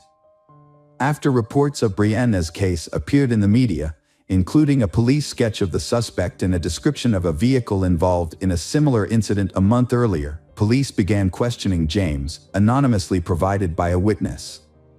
However, James denied any wrongdoing and refused to provide a DNA sample for analysis. His girlfriend was also questioned by police, and she allowed them to take a DNA sample from her and James' 4-year-old son. DNA testing of James' son showed that, in this case, James' DNA was left at the house where Brianna was abducted and at the scene of the rape. Furthermore, during the trip to Washington, it was discovered that James had sold his truck in Idaho, which matched the description of the vehicle used in the sexual assault. Police announced at a press conference that the truck was being transported back to Reno for a thorough examination and would be used as evidence in the case against James. On May 27, 2010, the jury returned a guilty verdict in James's trial, finding James responsible for the murder of Brianna Dennison. After 9 hours of deliberations, the jury convicted James of kidnapping, sexual assault, and murder. In an effort to avoid the death penalty, James' defense team presented mitigating circumstances, citing James' traumatic childhood with an alcoholic, abusive father. The jurors rejected the mitigating factors and gave James the death sentence instead. Later, on July 30, 2010, James received 4 more life sentences for other crimes, including rape and kidnapping of 2 victims prior to Brianna's abduction and murder. James's appeals have been denied over. The case of Brianna Zunino Dennison is a story of pain, strength, and determination in the pursuit of justice. Brianna's family remains strong and persistent in the fight for justice. The collective efforts of everyone together make a safer world. And may Brianna rest in peace. Hello again, true crime fans. We've got another mysterious case to explore. The case of Lauren Burke. Lauren Ashley Burke was born on December 30, 1989, in Marietta, Georgia. Her parents, James Burke and Vivian Gershon, subsequently divorced. She had a sister named Jacqueline and a brother named Chad. After graduating from high school, Lauren attended Auburn University, where she studied graphic design, participated actively in the Delta Gamma sorority, played lacrosse, and engaged with the campus community. Lauren was described by her friends as a friendly and outstanding student, always smiling, happy, and eager to help. While in high school, she began dating a boy named Sean. After graduating, they both attended Auburn University, where they maintained their relationship. At this stage in their lives, education was a top priority for both. However, they also actively made future plans together. Sadly, not all of Lauren's dreams and aspirations were meant to be realized. On the morning of March 4, 2008, Lauren had breakfast at a cafe with her boyfriend, Sean. At 11 a.m., she attended class and then called her father, James, to talk about spring break plans and a dental visit. After her conversation with her father, she went to Sean's dorm and spent time there until the evening. She had a study appointment at 8:30 p.m. with her classmate, Michael, in the library. When Lauren left Sean's room around 8 p.m., it was already dark outside. She walked to her 2001 Honda Civic, which was parked in the lot beside the dorm. This was the last time Sean saw Lauren. Michael was supposed to meet Lauren at the library, but when she didn't show up, he began calling her cell phone repeatedly. After several calls, Lauren finally answered and informed him that she wouldn't be coming to the library because she had forgotten their appointment. She hung up shortly afterward. Later, Around 9 p.m., 911 received a report about an injured girl lying on the road between Farmville Baptist Church and Route 280 on the 147 freeway. The girl was Lauren. Drivers stopped their cars, causing traffic to back up in both directions. Lauren was on her back in the middle of the road, struggling to breathe. She had multiple injuries and was only wearing socks. At 9:12 p.m., the first police car arrived at the scene, where Lauren was unconscious. A few minutes later, paramedics arrived and found her pulse barely detectable as they loaded her into the ambulance. By 9:35 p.m., Lauren was at East Alabama Medical Center, where doctors began attempts to save her life. Earlier, at 9:27 p.m., 911 dispatchers had received several reports of a car fire on the Auburn University campus, prompting an immediate response from firefighters and police. However, amidst a crowd of curious students gathered near the burning car, police could not locate the car owner. They checked the license plates and identified the car's owner as James Burke. James Burke is the father of Lauren. The police contacted him by phone to inform him that the Honda involved in a fire belonged to his daughter. Concerned, James immediately asked about her condition, but the police had no information. They did not know where Lauren was and confirmed that she was not in the burning car. After speaking with the officer, James tried calling Lauren's cell phone, but she didn't answer, increasing his worry.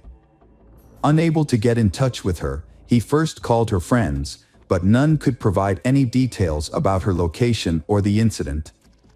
Next, he reached out to his ex-wife hoping she might have some information, but she was also unaware of what had happened.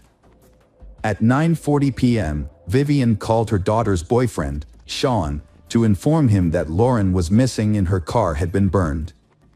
Concerned, Sean reached out to mutual friends to see if anyone had seen Lauren that evening. He discovered that she had canceled a meeting at the library, claiming she had forgotten about it. However, Sean knew that Lauren had not forgotten, as she had planned to go directly to the library after leaving his place about 2 hours earlier. While family and friends were trying to locate Lauren, doctors at East Alabama Medical Center were working hard to save her life. They didn't know her name since she was brought in unconscious and without any personal belongings or identification. Sadly, despite the doctor's best efforts, they could not save Lauren's life, and she was pronounced dead about an hour after arriving at the hospital. The cause of death was a single bullet wound that had penetrated both of her lungs. Experts determined that the gun was fired from just a few inches away from her skin.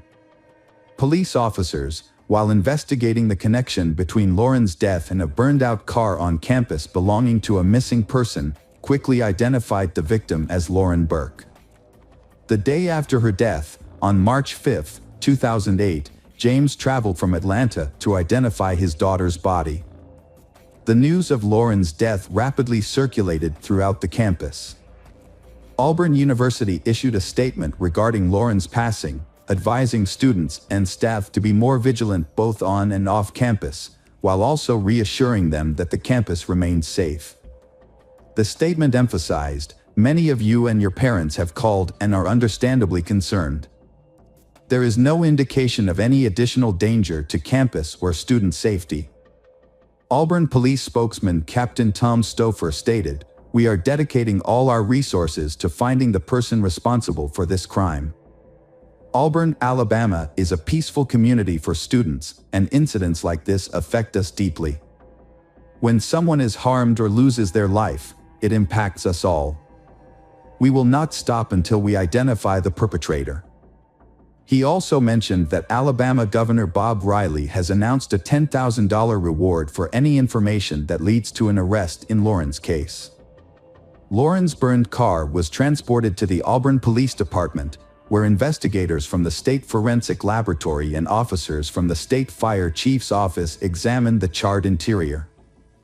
They discovered pieces of burned clothing, Lauren's melted digital camera, and the car owner's manual.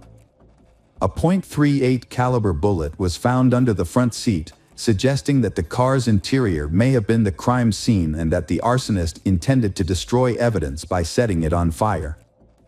Detectives interviewed Lauren's family, friends, and boyfriend, but none could identify anyone who wanted to harm her or had the motive to do so.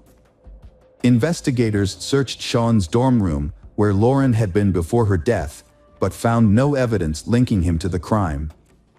After talking to Michael, whom Lauren was supposed to meet at the library, detectives learned that when Lauren answered his call, he heard a sound that resembled a moving car. Additionally, it was discovered that someone had used Lauren's bank card multiple times shortly after she was found on the road. This suggested that the person who used her bank card might be connected to her incident, prompting the police to start searching for him. Less than 3 days after Lauren's passing, an unexpected event occurred. On March 7, 2008, at 9:55 a.m., a man of African descent assaulted a 72-year-old woman in the parking lot of a Walmart in Newnan, Georgia, about 75 miles from Auburn. As she was getting into her car, he struck her on the head, threatened her, and ordered her to enter the passenger seat. After getting into the driver's seat, he attempted to flee the parking lot but realized that an eyewitness was following him while on the phone. The thought that the eyewitness might call the police made the man return to the Walmart parking lot. He parked the stolen vehicle, got out, ran to a nearby Chrysler Sebring, entered it, and quickly drove away. A few hours later, four officers pursued the fleeing Chrysler at high speed towards Columbus, West Georgia. The driver ignored all attempts to stop, putting other road users at risk. During the pursuit, police saw the driver throw something out of the window. One of the police teams stopped to search for the object and found a .38 caliber revolver on the side of the road. The chase continued until high vehicle broke down, causing smoke to pour from the hood. The driver suddenly stopped in the road and opened the door. A police officer on a motorcycle, chasing the suspect, collided with the open door. The impact caused the officer to be thrown over the handlebars and onto the pavement, but he was fortunately not seriously injured. The suspect then ran into the nearby woods in an attempt to escape. However, the police quickly apprehended him and placed handcuffs on his wrists. He was Courtney Lockhart, born on October 20, 1984. His family remembers him as a friendly and fun-loving person until he joined the U.S. Army. He was deployed to Iraq in 2004 and returned in 2005, but he came back a changed man. His mother observed that he was no longer the Courtney she once knew. She noted that he had been cheerful before his deployment, but after returning from Iraq, he never smiled again. He became very cautious about his surroundings and sometimes even hid in the closet or under the bed. In 2006, Courtney and his girlfriend, who had already broken up, welcomed a daughter.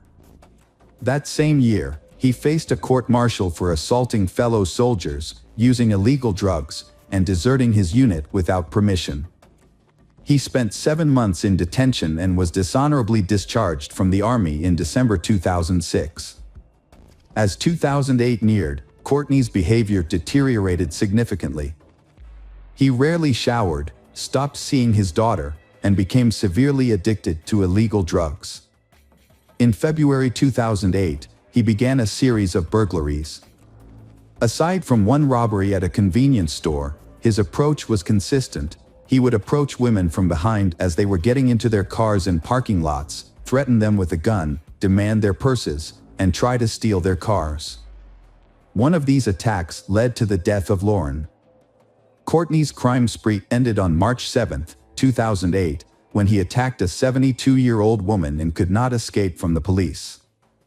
After his arrest, 23-year-old Courtney was brought to the police station, where he confessed to kidnapping and killing Lauren. The interrogation was videotaped and served as crucial evidence during the trial. Furthermore, Lauren's personal items, including her iPod and bank cards, were discovered in his car. Courtney provided a detailed description of the events from the day he kidnapped Lauren, which took place on Tuesday, March 4, 2008. Courtney woke up in his Chrysler Sebring after spending the night in his car near East Alabama Medical Center. He was in need of money, so he drove around Auburn searching for a potential target. It's important to mention that all his victims were women. He never targeted men. His drive took him to Auburn University, where he parked near the student dormitories. He spent several hours in his car observing the students. Around 8 p.m., he saw a girl walk up to the car next to him and casually open the door. It was Lauren. Without thinking much, Courtney grabbed his revolver and approached Lauren from behind, pressing the gun against her. He asked her how much money she had. When she didn't respond, he forced her into the front passenger seat of the car and took the driver's seat. Courtney claimed that Lauren didn't speak but screamed in fear. Once she calmed down, she took out $200 from her purse, gave it to him, and pleaded with him to let her go. Instead of leaving, he ordered Lauren to undress at gunpoint. Fearing for her safety, Lauren complied, removing all her clothing except for a pair of socks.